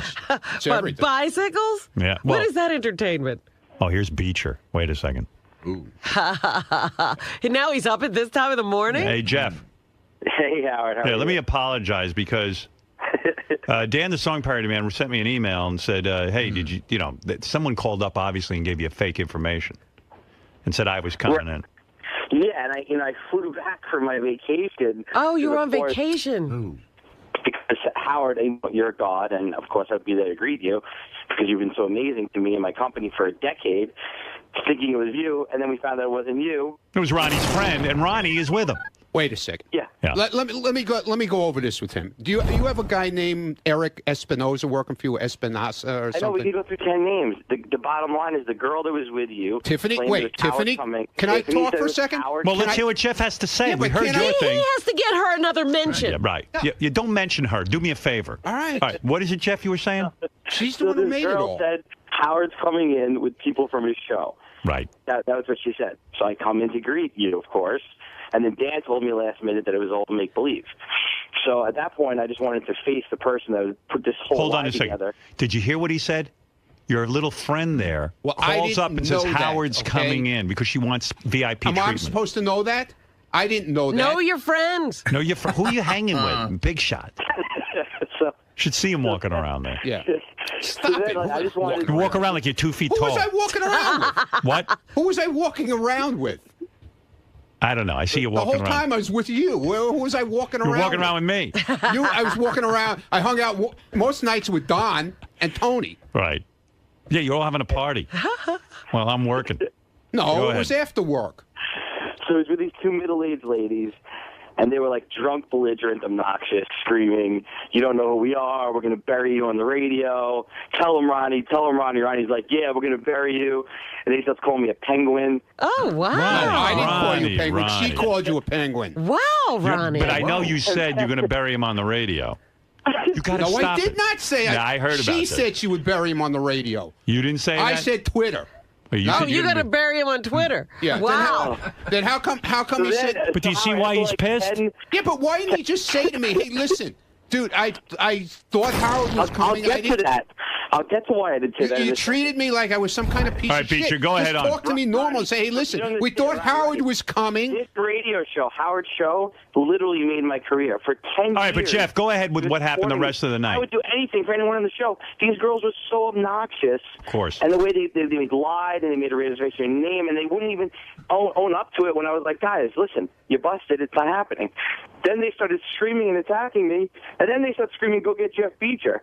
So at that point, I was like, all right, this is a wrap. These guys are crazy and they're all drunk. I'm just going to get the fuck out of here. Were you That guys was it. drinking? I had one drink before we went. Oh, okay. That was it. All right. All right, Jeff.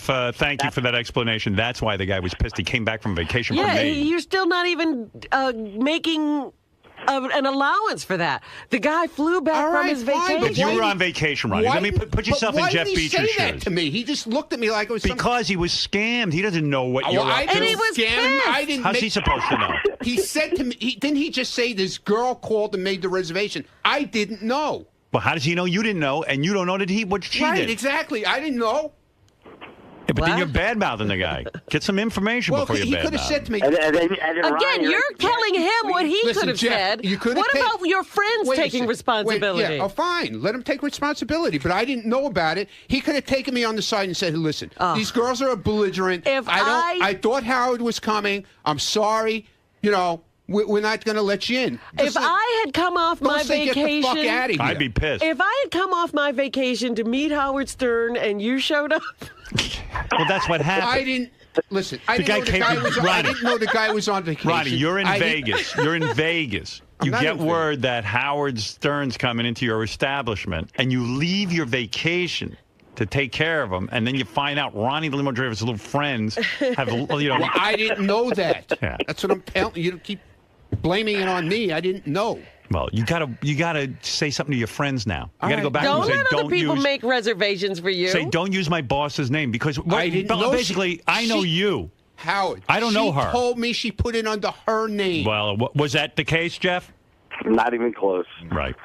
Well, that's what I'll accept it. That's what I was told. Okay. Where is your apology? Where's your Twitter apology? Go back now and compose. I can't tweet during the show. I'll do it later. I'm giving you special permission. I'll do it later. All right. All right, Beecher. Later. I'm going back to sleep. Good night. Bye. Bye. You're bad-mouthing the guy in his place. You're terrible. Okay, you're out of control. Why couldn't the guy talk to me normal? Because he was pissed. That's not my fault. I didn't know. No, but your friends are putting you in that position. That's the point. You never get it. I got it. I do. No, I got it.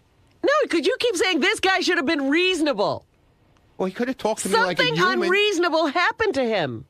Talk to you like a human. Oh, Robin, come on now. He could have talked to me like a human being. Oh, stop it. Tell me, get the if fuck I had paid money to come home and you were standing there. I didn't know that. Well, he didn't know it either. Well, I didn't know it either. So why am I being the one? He didn't tweet anything bad about you. You could at least understand instead of screaming that he could have done something different. Oh, boy. Here we go. Here we go. It's always this way with Ronnie. Yeah, always this way with Ronnie. You're always there with the... What happened with the new Robin? What, she go out the fucking window now? No, I'm not emasculating you. I'm trying to talk to you. The new Robin. Where is the new Robin? There's no goddamn new Robin, believe me. Right. That's bullshit. You're damn right there's not. All right, I tell you what. I'm going to take a break. Look, I did another one of those seminars. I think guys are awesome. Yeah, right. You're awesome. Yeah, when you're sane. Right. Yeah. Anyway, when we get back, I'll get to the phones. We'll talk to some folks. I'm the asshole. You now go tweet. You're talking. Yeah, I'm not tweeting till after the show. Right.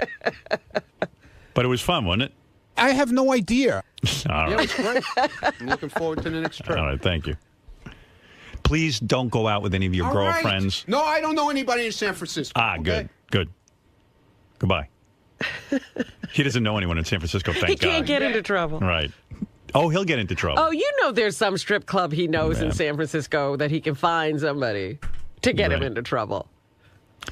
Yeah, after I got my tattoo, I was like Beth goes, oh, let's tweet pictures of our tattoos. I go, you know what? I prefer not to because I feel good about my tattoo. And I don't need about a million assholes writing me back saying, oh, you fucking asshole. You fucking tattoo. What kind of fucking tattoo is that? That's bullshit. Fuck you. Fuck this. I'm not sharing. But then you did. No, she tweeted hers. I didn't tweet mine. I thought there were pictures of both of you getting tattoos. But I didn't want to show mine. Okay. It's bullshit. You didn't show the finished product. I came this close to getting an America's Got Talent tattoo. That's how happy I was. Wow. Now, where did you put the tattoo? On my wrist. Let me see. Oh, how cute. No, it's just cute. I'm cute. Everything about me is cute, Robin. Ron, you've probably been told since you were a young lad, you got to watch who you associate yourself with. You got to stop it. You're talking like you can pick your friends, but you can't like a pick your total friends' moron nose. now. I mean, I'm sure you've heard this type of advice since You you know were what? young. Talk like a normal person, or don't talk to me, because you're talking like an idiot now. Oh, this is what Jeff from Beecher's Madhouse got. The same type of No, I didn't talk like to a him. person. I didn't talk to him. How did he speak to you? Give me an example of the types of things he said. I'll see you later. Ron, can I finish? You're finished. If you're going to ask dumb questions like that, you're finished. No, I'm just saying, probably since a young age. Here we go again. You were taught, be careful about who you associate yourself with, and then especially, you didn't let me finish. Dude, these are girls. They were fine. They had a couple of drinks in them, okay? I didn't know they made the reservation mentioning Howard, okay? Let's get that straight for the 97th time, okay? Okay. The reservation was under the name Tiffany Granite, as far as I knew, okay? In the aftermath of this incident, what did you say to Tiffany? With the way I was treated? I didn't say anything to her. I was treated like shit. I'm a human person. You could have fucking said something to me like, take me on the side and say, listen, we thought Howard was coming. Tiffany made this reservation under her name, but must have said that he was coming. I had no idea about that. Okay? And I didn't know it was Jeff Beecher, because I don't know Jeff Beecher from a hole in the wall that I was talking to. And to be told to get the fuck out of here, that it's not fucking happening like that, well, then you're going to get talked to the same way you talk to me. I don't need all the bread. But as far as Tiffany sort of put you in a precarious position, I mean, that's not fair on her part. Dude, I didn't know this until we... I know, but in retrospect, now that you all look right, back so at now it, I know, okay? So what is that? What Well, I'll talk to her later about it, okay? I'll discuss it with her, not you. It's amazing what we'll do for a pretty face. Right. Give me a break. This is the best of the wrap-up show. A recap and behind-the-scenes look with John Hyde and Gary Dell'Abate. The best of the wrap-up show begins now. Hey, it's Gary Dell'Abate, Baba Booey. On Monday's wrap-up show, we talked to Ronnie because the ugly app guy was in again. Ronnie got very upset. He was very confrontational.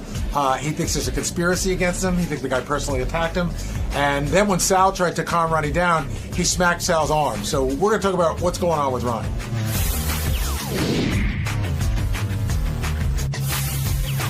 So Joe, the inventor of the Ugly app, came by today, and basically the reason he came by was because of the way Ronnie reacted to all this and the success he had from selling his Ugly app. And Ronnie, you came in, it seemed, with a prepared statement. Were you thinking about this before the guy came here? Well, I didn't know he was coming till this morning. Okay. Oh, you didn't? No. There was nothing on the schedule for today. On the schedule that I had, there was nothing on for today. Until I wonder if that was intentional because it was on my schedule yesterday when I went. Well, no, I had gotten the schedule last week. Oh, okay. He may not have been on yet. Yeah, so it wasn't on there. But then I saw the updated morning schedule, and I saw that he was coming in. So when you saw it, what was your first thought? I said, "Oh, he's coming in for more free advertising." Now, Ronnie? What I want to figure out is you were angry about a lot of stuff today, and you got in the guy's face. I know. I'm not saying you would have done anything. I wasn't doing anything, John.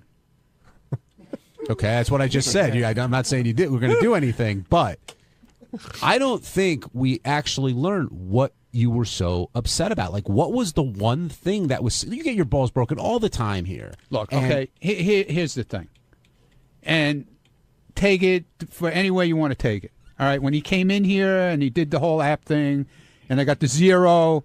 Okay, fine. And it all blew up into a whole thing where I was upset about it, but not really upset about it. And I just kept saying that he was, here to blow up a thing, for advertising, to keep it going. It went to the wrap-up show. It went to Best of the Week. He got, he got all the free advertising out of it. He could possibly get that week. Super fan. Mm-hmm. Okay, super fan, and that's what ticked me off. Super fan. But you never were able to tell us exactly. I don't remember exactly. No, but it's a fair question. But he attacked me personally. I don't care. You want to, you want to attack me. You're 0.0. You're ugly. I don't give a shit. I guess we're trying to figure out how he attacked you personally. Because if I heard that, I think he had to bring up things that that I do outside of here. It's none of his fucking business. I didn't bring up his wife, his kid, or anything like that, or what he does outside of here. You know what I'm saying? But was anything he said on Celebrity? On Superfan Roundtable, was anything he said based on any information he had outside of whatever he heard on the show? No, probably not. He probably heard it on the show, but still, I didn't like the guy to begin with because I knew what he was all about. He was all about pushing his app, free advertising. Okay, I'm going to throw that one back at you for a second. Jonah Hill comes in here. He's about one thing. He's about selling 21 Jump Street. He's got a movie out. Okay. Why doesn't that piss you off as much? Because it's a similar thing. Because he used me for it. And shouldn't the guy have told us he wanted to pitch this app? I mean, shouldn't he been upfront about that? He was. Well, Ronnie, I mean, he used everybody for it, technically. I understand. John, all right. You don't see it my way. Nobody Ronnie, else. Nobody sees it. I'm trying. Shut up, John. I'm trying. Not you, John. This John. Mind your business. I'm trying. Lieberman. Ronnie. 18. Quiet. Ronnie, I'm trying to understand. I know nobody sees it your way, but I don't think everybody understands the way that you're seeing it. Like, we're trying to comprehend where you're coming from on this. I see it as a thing. He's using the show. Do you still feel he planned this and planned you to be the zero? I think he planned something to get everybody riled up, okay? To get it out there, to get it talked about constantly, which he did. And it got brought back again. And it happened again, okay? So now he got another free day, right? Another wrap-up show, and another guaranteed best of the week. Did it ever dawn on you that the reason this whole thing is being perpetuated is because of how upset you are? Understood, Gary, because I didn't even want to go in there, but everybody breaks my balls. Oh, you're a pussy if you don't go in. Well, you had to Howard go TV's got a nail in my back. Let's go in. You got to go in. But he was going to say his piece whether you were in or not. I had it. But if he just said his piece, and that would have been the end. But it's never the end of it. Exactly. Is it possible he's using secret mind control techniques on you? Stop it, Benji. Come on now. But here's the reality, Ronnie. If you believe this is scientific, this thing that he does, it's scientific. I think you really believe I that? haven't looked at. I know it's based on real science research. I don't know whether or not their app has done it properly. I don't know. So Ronnie, can I ask Ronnie just a quick question? I got to listen to you. Where do you come into this? The app has skyrocketed again this morning Good into the man. top 10 Did you hear him for when he left? iTunes. Let me finish. Do you take credit for the app skyrocketing into the top 10 this morning? No, the show. I never said me. The whole thing. And how was much just should they me. owe you today? Oh, stop it, you moron! Get out of here. I don't. Did you really want to cut, Ron, of their profits? I was joking around. Come on. Okay. And I never said 50,000. No, but I said 30. You don't want to cut of their profit, but it does irritate you that he's making money off of this, correct? Well, he should be making money off it because it's his business, okay? But he shouldn't be making it off me. Wait, but if he it's wanted the to come, show, not wait, just you. No, if he wanted to come in and promote his app, promote your app and goodbye. Leave. But what would have been a proper? What did he do that wasn't proper? Like what that was. Listen, like, when I can answer that. When I keep saying when dog shit gets a 2 and I get 0, there's something fucking wrong. Have you sorry. seen the dog shit? I'm sorry. Shut up, Julie. Why do you? I think we've asked this question, but I just got to double check it. Why do you think he targeted you of all the people here? I have no idea because he knows people can turn my screws. Would you? And he knows I get on fire. Would you feel the same and way? Didn't it work? Did it work? But Ronnie, here's the thing. Proof. The thing that's blowing my mind is you know the whole thing. You can see the whole thing from A to B. Yet you're still getting worked up. Yeah, you like you saw the plan and it still didn't stop. Gary, I had no intention of going in it this morning. No, but I mean even before. None. What I'm saying is, I was willing to go in. I didn't even want to go in and do it the first time. So when you went in, why did you get so worked up? If you knew that I didn't get worked up the first day. No, today. Today? Yeah. Because I told you about the superfan thing. It's been on my mind. And then I heard he's going to be coming in eventually. I didn't know he was coming in today. Okay? You're putting 0.0 effort into not getting upset by this stuff. Seriously. You're Please, surely. I don't need your comedy right now. Wait, let me ask you a serious question. Would you be it's bad this enough upset? I got to spend weekends with you with your fucking comedy. Would you be this upset if someone else had scored a 0, let's say if JD or Benji scored a 0, impossible. would you rail this hard against the app and against its creator if it was somebody else? No, dude, I just said he attacked me personally, and that's what really got to me. Forget the personal attacks. What? The No. score itself. You were pissed off at the score No, itself. I wasn't. Sure you were. Oh, please. We came in here and talked about it on the Rapper Show. This is the guy who was upset about it to be You more both than me. were, but you both you were pointed, upset. Well, you pointed out today that John didn't sleep for 3 nights. Which is not true. That's It's so- embellishment. it's so true. Don't That lie. is an John, embellishment. Come on, John. I mentioned to you John. in the hallway one night. I didn't had say trouble one- it sleeping was last more night. than one Yeah, night. The ugly app. It was more than one night, John. Ronald, it was one night. Jonathan, it was more than one night. This is some comedy. Even one night's funny. One night with a gun to your head. It was more than one night. And it was also, from what I understood, to live with him, with his girlfriend, was unlivable. He was like, he was out of his mind about this whole thing. There was a great moment this morning, by the way, where you brought up, you said, let's ask your girlfriend, and he just goes, stay away from my fucking girlfriend. There was like a whole weirdness there. No, there's no weirdness there. Ronnie, why don't you do the app again? I won't. I don't want anything to do with this guy. I'm sorry. You didn't see when he left. He comes over to me and he's like trying to be my best friend, which he'll deny. Okay, trying to be my best friend. Oh, I love you. I'm a big fan of the show. Shake my hand. I didn't want to shake his hand. But Ronnie, when you and were then just I said to him, from "Dude, his face, you got what you want. You got your free advertising that people pay tons of money for here. Okay, you got 2 weeks of. Now it's going to be 2 weeks that he's got of it. I say, go home and spend it on your 5-year-old kid. Enjoy it. You got it. You're going to make tons of more money after today. And sure enough, I guarantee, right? It's on fire, right? It is. Right or wrong? I just talked to him. It's on fire. Let me ask you a quick question. Okay. Yeah, You were I literally rest my you were case. literally 3 feet from the guy's face, and you couldn't hear this on the radio, but you pushed Sal. That's how angry you were when you were in there. No, no, dude. Sal was trying to No, restrain Sal, grab you. me by my jacket. Don't grab me by my jacket. Wait, hold on. Hold on, by guys. my jacket. Guys, hold on. Let's take a step back. He grabbed me by. I wasn't going to do anything Ronnie, to him. he didn't know that. Though. He didn't know. Who's Sal? What's he doing in there? Everyone was so around. No, nobody belongs in there. Wait a second. Let's reset here because I don't think everyone knows where we are. You had left, and you came back in. Right. And you wanted to look the guy in the eye as you were speaking to him. Was I going to hit him?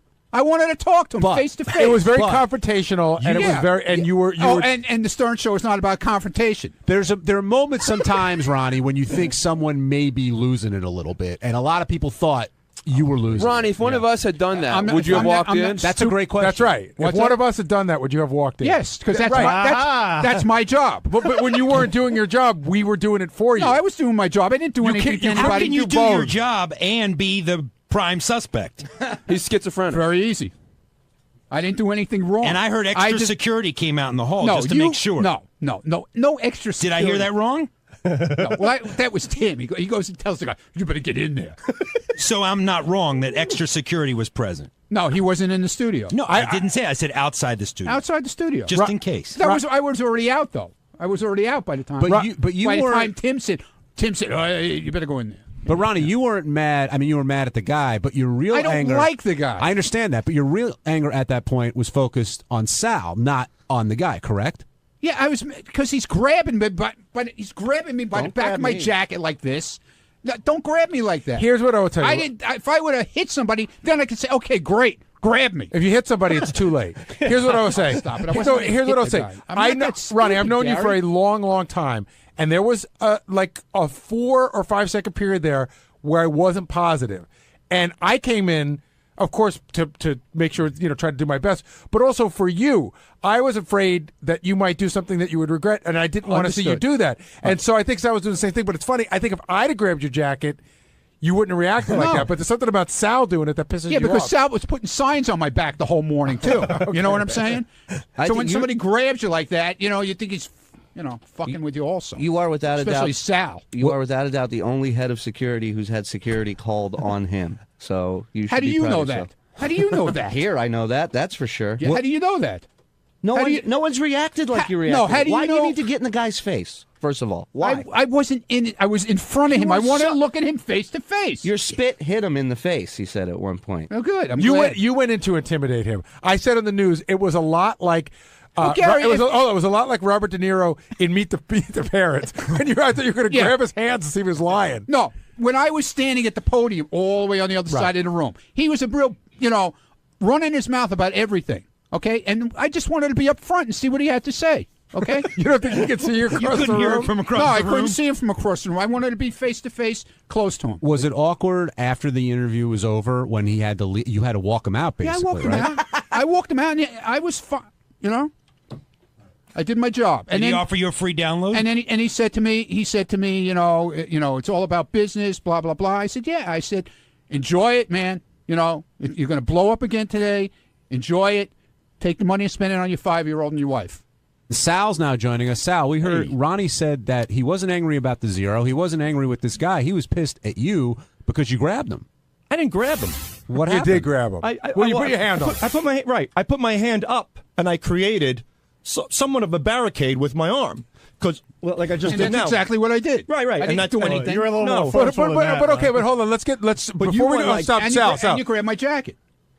I might have, I think, when you were leaning in. Ronnie almost it was like, when an old lady's falling out of a subway car, and you have to hold her up. Yeah, okay. When he was yelling, he was leaning in, and it looked like he was ready to fall over. like his pacemaker was going to give out any second. Sal. He's like, and I just put my arm up like, old grandpa's going to fall down. And then when he grabbed my arm, I actually thought he was grabbing it to hold himself up because I thought he was going to just fall or faint from yelling so much. Now, Sal, kidding aside. I'm not kidding. No, he's not kidding. All right. Of course he's not kidding. You have an objective point of view when it comes to this. Did you think this was what it happens to everybody? Did you think this was a moment where Ronnie really could have been losing it in anger? He lost it. He definitely lost it. And I know the feeling like when Ronnie stormed away, like the one time I was going to fuck the guy in the eye socket, and I backed out of it. And everybody else. It's like he says that like we all remember, and I remember. I do remember, but I forgot. Yeah, I was going to fuck a guy in his eye socket, and then I backed out, and then I kind of got beat up, and I left. That was the day I left. I went downstairs. I had to get some air. I walked around the building. I didn't leave. Well, no, you left. You left the compound. No, I walked out of the compound because they were following me around with a live You might camera. not have gone as far as me, but I just walked out the door so they couldn't follow me into the hall because I didn't want to. I wasn't in the mood for the live camera. Chris had a live camera on me. Right, and I get it, and it sucks. But I think Ronnie overreacted. Why? What possessed you to sort of make that barricade, like you said? What were you thinking? The way Ronnie was yelling, the way he got worked up, he wasn't seeing straight. I'm not. I mean, and stop it. I mean, aside from your bifocals, he probably was see straight I don't have anyway. bifocals, okay. Trifocals, whatever they are. I don't have trifocals. He was angry, and I could see the look. Gary was in there. We all kind of knew like something could go down. And when you got down on your knee, when you looked like you were proposing to him, or you were ready to blow him? No, I fell down on the floor. Right? Did you? And I couldn't. No, get I up, thought you were going right? to punch him in the nuts or something. No. Yeah, because I don't know, because maybe he's used to punching people in the nuts. That's the level of his face. Right. So, were you fucking with Ronnie today? Ronnie said you were putting notes on him and stuff? No. When he was watching the monitor of the guy making fun of him today, I went over and I tapped him. I go, hey, say to the guy that he sounds like China. And well, I went, he did. Pat. I pat him on the back and I left a zero sign on his back. So you left notes on him? On Ronnie, yeah. And Sal, what was Ronnie's... And he did it last time also. What was Ronnie's reaction when he was watching it? Was he getting all heated up? No, he was like cool Ronnie. He had his hands crossed in front of him. He was just watching intently, like a pit bull. He was like in pit bull mode. Like this guy's not going to pull one over on me. And then he just walked in the studio and he crumbled. I didn't crumble. Totally. Oh God, it was pathetic. Hello, Ralph Sorella. Hello, John I didn't Hines. crumble. I have a theory. What is your theory? I believe that Ronnie is secretly in cahoots with this ugly app guy. Oh yeah, okay. Because I get checks every week from the guy, Ralph. I think Ronnie's too smart to be doing this because he's the only thing keeping this app going. It would have been dead a long Ralph, time ago. I had no intentions of going in there. They busted my balls to go until I went in. Don't you understand? I said, you can ask anybody around here. I said this morning when I saw the guy was coming in, I'm not giving this guy any airtime. I'm not going in there. I'm not saying anything. And Howard started with, I'm a pussy, and this one is, I'm a pussy. But why couldn't why couldn't you go in and keep your cool? Yeah. Because, I don't know, I just lost it. Couldn't you just go Because in? I remember what, I don't remember everything he said on the fucking, Superfan Roundtable, but... What whatever. did he say that was so bad? I don't remember, dude. I just don't remember. He just attacked me personally more than about the app. Okay, say I'm ugly, say I'm 0.0, fine. There's no reason to go after me personally, okay? I didn't go after him personally. All I said was I thought his app was shit, and that was it, That was as far as it went. I didn't start attacking him personally. But there was no reason for it. You just said you don't even remember what it was. How can you? I don't remember exactly, but I had listened to the show. It was a replay of the show the next day. I heard the replay the next day. But you were carrying anger for something you couldn't remember. Okay, so I didn't write it down. Maybe I should have wrote down what he said. Okay, senility's kicking in. I didn't think the guy was coming back. Was it some specific comments or like an overall tone? No, it was everything. His tone, the way he talked about me, like I was some piece of shit, garbage. You know, I just didn't dig it. I'm sorry. There's no reason for him. But why do you care so much about what this guy thinks? Yeah. I don't know, man. It just got to me, all right? It got to me. I admit it. But It got to me. The guy's happy. He got to me. He got what he wanted out of it. So all he said God was bless him and enjoy your money. All he said as long was as it lasts, okay? But Hey, Roddy? Yeah. Roddy, do you think you could start hating Champion Magazine for the iPad? We're doing a feature on you, Roddy, talking about personally we're attacking you. Only if that hot girl comes and attacks me. Oh man, I don't know. You do seem genuinely upset, but really, who cares? It's a stupid app. I know it's stupid. I don't care about the app. I just care about the way he attacked me. All right, thanks, Ralphie. What did you mean when you said the guy should have had Gary as a zero? A couple of times you mentioned that Gary should have been the zero. When did I say that? I said Gary should have been the zero. No, you said when you were asked, No. He said why he wouldn't do Gary. Yeah, why? You're saying he could have targeted me, or we were saying why did he pick you? Why did he not pick me or Benji? Because I said that it would be said, and that would be the end of it, and he wouldn't have got what he got out of it. You think it would have because I would have let it roll off my back? Yeah, exactly. Because that's. You're the producer of the show. You're the guy who basically brought the guest in, so you would have let it roll off your back more than I would. I don't think whether I brought him in or not has anything to do with it. Again, I don't want to ruin the bit, but the absurdity that you take it serious that you're a 0.0. I don't take it serious. Because it's so absurd. I don't take it serious. Ronnie, you're on the verge of a heart attack on your knees at his crotch today. You took it serious. At him. At him, not at his app. At him personally. Ronnie, because every time I walked, even today, every time I walked out of the room, he had stupid comments about me personally, not about the app. Okay? I understand. Not about the ugly app. Not about me being ugly. It was more about all other shit about me. Why did you rip up a shirt that said 0.0 at the block party? That was a joke. Come on. Well, Ronnie, I understand that the guy gets under your skin, but I don't. Hogan. But I think you're being disingenuous saying that you're not bothered by the score. I'm not. Not like I said, not when a piece of shit scores a 2. It just goes to prove that the app is a fucking piece of shit. Does anybody attack the science of it? If you weren't upset about it, you started attacking the science and things like that. I'm with you, what John. Science? I'm saying that you are upset by the 0.0. If not, why would you spend so much time attacking how the app's made? John, are you upset with the 18? Yes. Sure. I'm not. Let me. Sure, I wasn't happy with the 18. But you also understand that. But 18 is. I would be more upset if I were John, because 18's is worse than 0. Well, it's a number, right? 0 because 0 is an aberration. But 18's a number. It's clear, exactly. It's clear that 0 was a technical problem with the app. 18 is an actual ugly score. Gary, you think Ronnie's upset about the 0? He is. I don't think it's the only reason, but I think he's not being completely truthful.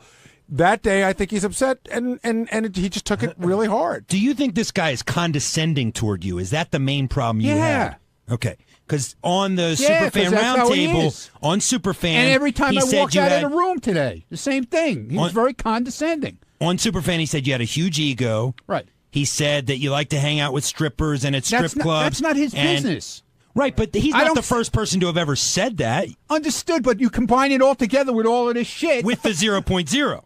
Oh, God, John. All right, we got to wrap up. I'm not the one who didn't sleep for 3 nights, John. You know, the 18s and the 0s should work together.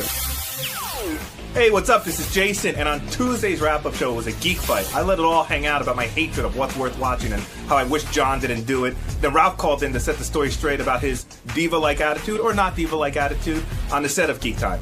Check it out.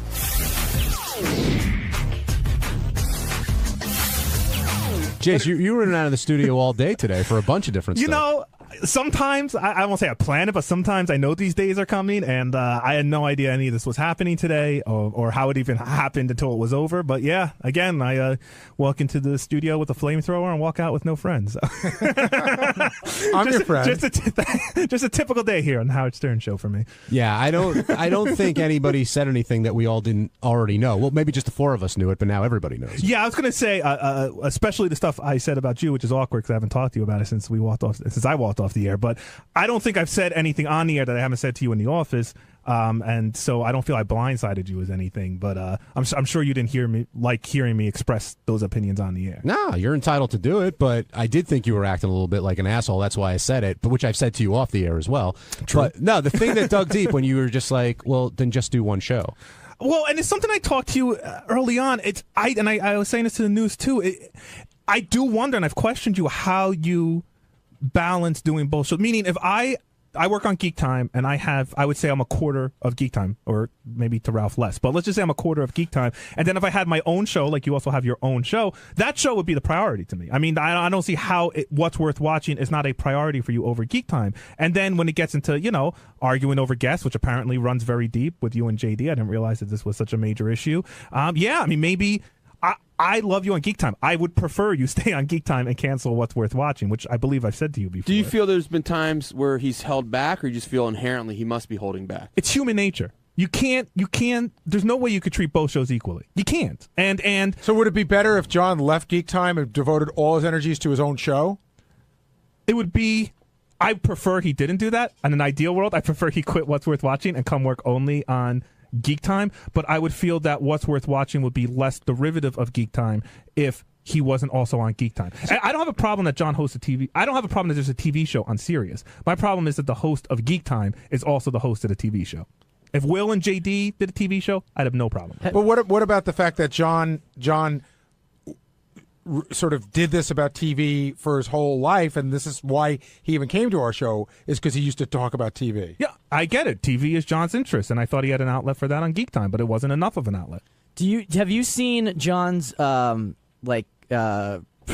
passion for Geek Time go down since he started What's Worth Watching? No, I think John's never had a passion for Geek Time.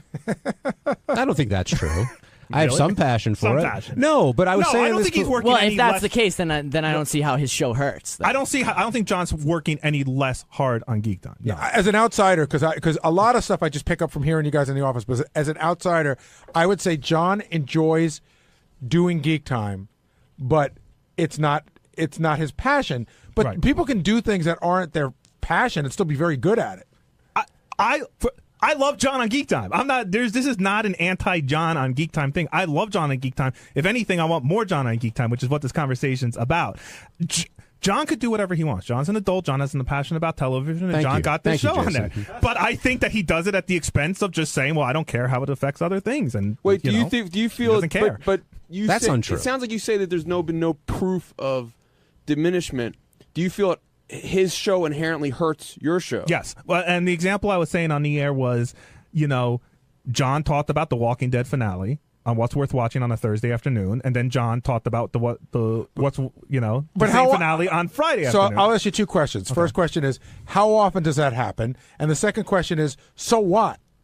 Like, in other words, do you think that everybody that's listening to What's Worth Watching is listening to Geek Time? I'll emphasize the second question. So what? I mean, I'm having a conversation with Jenny and JD and Steve, and then the next time I'm having a conversation with Ralph and a guest and you, and a little bit of Steve, to Steve's credit. But, like, who cares? Although we do pride ourselves on never repeating a topic here. I will tell you the so what, and you can listen. I could be wrong, and everyone could disagree with me. But the so what is that you're the same guy, and I'd like to think that people who are fans of Geek Time and are fans of you are saying, "Hey, I can't wait to hear what John has to say about TV on Geek Time. I can't wait to hear his opinion on stuff." That's one of the big things about having you on Geek Time, is that you're Mr. TV. So if you're doing all that the day before, it takes away from Geek Time. One of the things that we've said about Geek Time is that it's Ralph's show. So what about when John wants to talk about Game of Thrones? Or what about when John wants to talk about something, but we have a guest in that TV gets cut short? That Robin and Gary and Fred all want to talk about stuff that Howard doesn't want to talk about. And I am also sure that if Gary, Robin, and Fred did a show on their own Howard would say it's no. very different. It's very different because Ralph is not Howard. It's simple I know as that. Ralph is not Howard, but the it's the show topic. You're taking John and Steve. Again, my problem isn't having a TV show on Sirius. My problem is that John and Steve, who are half of Geek Time, are also doing that same show. But we've all said we're not half. Like you just said it when you said there's 4 parts of Geek Time, and I'm a quarter of it, but not really.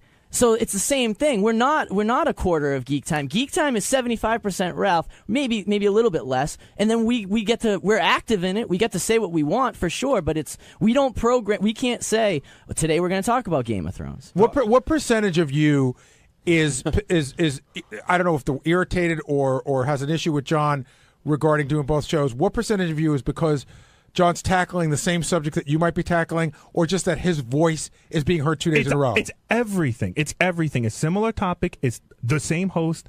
It's on at the same exact time slot, like almost 24 hours beforehand. It's not like it's on like Saturday at 11 o'clock or something.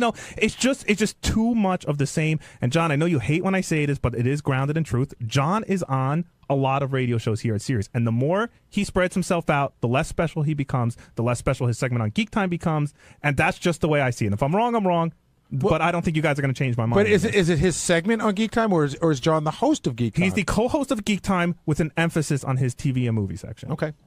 Well, I mean, I think I know where we need to go from here. Hello, Ralph Sorella. Hey now. Hey now. Hey now. The only point I would add to, not to pile on you, John, because we've talked about this off the air.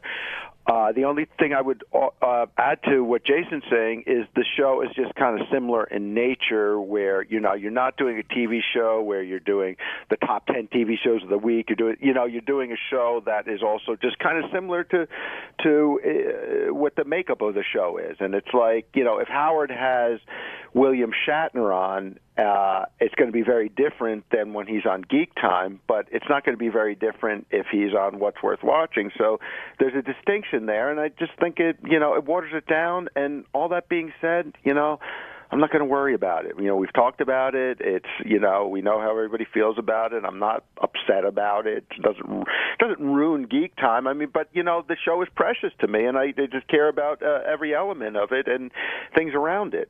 So it's not. It's not crazy to think that. John, you know what I'm saying. I understand how both you and Jason feel, and I completely disagree with it. I mean, I really do. Maybe I'm not seeing it with objective eyes because I'm discussing myself, but ultimately the conversations I have on one show are not the same as the other because the people who are there are completely different, and frankly, the focus is different. On Geek Time, we talk about geeky shows. I mean, that's the whole idea. On What's Worth, we talk about all kinds of TV shows, and I could talk about TV, all day, according to Jason. We talked about that very geeky show, Justified, this week. Well, that's Ralph. Believe me, we can get into this if you want. How we had somebody from 90210 on Geek Time, but I mean, it's but ultimately, Geek Time is your, and this is where I think Jason is a bone of contention. Geek Time is your vision. I've never pretended otherwise, and you've asked me. You said you want me to contribute more and be more of that, but I've surrendered to the fact it's your vision. I'm totally okay with that. But I think that I don't think Jason feels that way, and I don't know about Steve. I can't speak for him. No, I'm more like John. I say, yeah, it's your show. I like working on it, and I like being able to be on John's show as well. I won't get into the semantics of it. Jason is very important to me and very important to the show. And when I was putting the show together, the first person I thought to produce this was Jason, and for a variety of reasons. So I'm not going to go back on that, I was just taking. I was first of all, I agree with what John and Steve just said, and I'm not saying that it's not Ralph's show. Ralph is the runner of that show. He is the showrunner, as you will say. Somebody has to be in charge, and he is the one that got this show moving and got it improved by Tim. And really, and Gary, I was just telling you this in the office. I'm not just making this up on the air. It's really most fully responsible for the way it sounds and the way it's segmented, and it's one of the things I'm most proud of Geek Time. I think it sounds different than every other show on Sirius and on Howard's channels. Except for What's Worth Watching. Except for What's Worth Watching, which is a little derivative. And it's not derivative at all. I'm making a joke off of Ralph. Well, but it is funny that it is funny. Listen, before you asked John to be part of Geek Time, John was doing a lot of shows.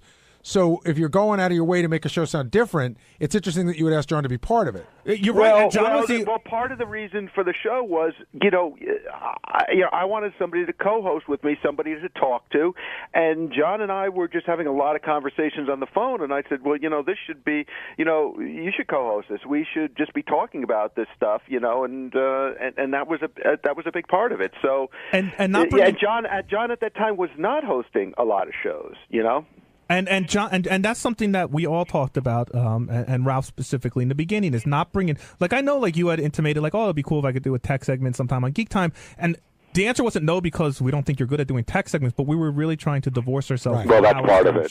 That's part of it. Well, Ralph, if I ended up doing a tech show here, if I did an hour-long tech show where I talked about cool gadgets and computers and stuff, does that compete with Geek Time? It competes with my secret show. Does that compete with Geek Time? I don't know. You'd have to put the show. You'd have to put the show together. You'd have to put it on. I'd have to hear it sounds like. It could. I don't know. Because that's a distinct possibility. I would say, to me personally. Well, of course, because now everybody's doing shows. except you. Again, you get. I'm not looking for confrontation, but you get into this whole thing. I went to Tim way before Geek Time, and we talked about doing a gadget show for the news. So it's none of these are crazy radical ideas. It's not like you invented the wheel, but I give you credit. You brought the show and you pulled it together. That's the hard part. Yeah. And again, it's not the tech show or it's not the TV show. It's the fact that the crew from Geek Time is also working on the television show, which I feel is very similar. I'm working on John's show and on Geek Time, and I think Jason and Ralph would like it if I was strictly Geek Time. But hold on. There's a person here that pays me, and the person here that pays me says we have so much time on these channels. We need stuff that needs to be filled up, and any ideas you guys got, give them to me. Let's do this. You need to pull your weight, and I'm working on John's show that I like, and if I'm not, then there's more time, and I don't think Tim's just gonna say, "Oh, Steve works for Geek Time. He's given X amount of hours for that show, and that's great. And let's leave him alone because he's got Geek Time." Mark in Albany, you're on Wrap Up. I'm usually not a big fan of Jason. I don't think he really has a voice for radio. However, I really got to hand it to him because for stepping out there this morning and telling the truth. I listen to the show every week. I really look forward to it. And when Ralph wasn't there, not for nothing, there was a time where I didn't really like Ralph on there, but I think he's brought something to it. But I didn't miss him when he wasn't there. Ralph? And it was kind of refreshing to have him, not stepping on everybody. And I don't know. Ralph is essential. Let me say this in case I didn't make this clear. Ralph is essential to Geek Time. He's got a great on-air personality. He has a great way of speaking. He has a great way of interviewing. He sees things that other people don't see in different angles. Yes, I think we all did a very fine job the week that Ralph wasn't there. I also think it's easy to do one show when the host isn't there. Ralph, Ralph, you're still there, right? Yes. It's very Larry Sanders. Does it make you crazy that you have to go do work, but does part of you looking over your shoulder going, God, they're doing the show without me? Oh, I was so bummed out. I mean, Morgan Spurlock was on, who I really wanted to talk to about this Comic-Con movie he did. So, yeah, of course. I mean, it's my baby. Of course I wanted to be there. But, it was very last minute. Something came up with Howard, and that's my first deal. Take care, Howard. Don in Baltimore, you're on the Wrap-Up Show. I do want to, before you get to Don, let Don go, but John, there's something I want to correct about that coffee story. And, okay. And we'll get back to that. Go ahead, Don, real quick. That's all right. Hey, Ralph, I wanted to say I couldn't stand you until you got on the wrap-up show. I love the way you interview. I think you and John complement each other, and I think you guys ought to have a show of guests that won't do Howard. I think you ought to do another show. I think we do. I think we do.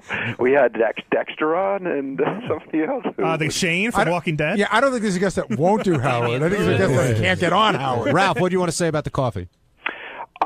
That morning, I don't know exactly what it was, but I know I got mad because I just wanted coffee, and it was in the middle of right before the show. There was everybody was spread thin there. There was the printer wasn't working, didn't have notes, there were tech issues, and again, doing that show is a big deal. We're live from Comic-Con, and I didn't yell at anybody. I like Jason said, I think I threw my headphones. I don't even remember it. I just remember oh fuck, Like, I don't know if it was like no coffee or cold coffee or whatever. You were definitely mad and frustrated, but everything you said leading up to that is true, which is probably why a year later the story came out, because no one came back from Comic-Con going, "Oh my God, we had this great Ralph losing his shit story." I don't even know where it came from. This morning. And it's fun to take a microcosm and say this little thing and then blow it out, but it's not like it's not like the old days where like how many people quit over Robin and she made interns cry, and I think Fred had some issues with interns yelling at people to get food and stuff like that. I mean, there's none of that going on. Those are just crazy people. The best thing I could say about Ralph is he's never taken a little microcosm and brought it up on the air to blow it up. That's what I love about him. On Wednesday's wrap-up show, we talked about Triple X Factor and the controversial winner with Howard casting the tie-breaking vote. And somehow that drifted into a conversation about Richard Christie saying he'd be willing to blow Ronnie Munn for $1 million tax-free. And Ronnie, of course, would be willing to contribute as well if he got $1 million as well. And, well, the fun just started there.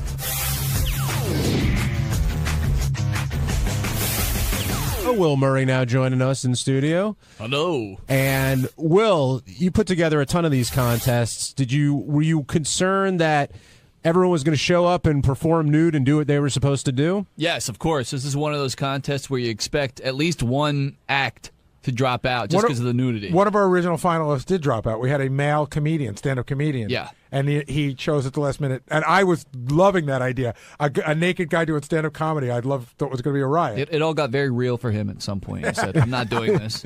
And whereas the other contestants, it didn't seem real at all. And when they were all talented in their own way. And I thought the first contestant, the burper, got sort of short shrift from you guys. I thought she did a pretty good job. She was good. We've had better burpers who can burp phrases, who even like she did a couple of burps where they were long, but at the end she sort of lost steam on them and you heard her real voice.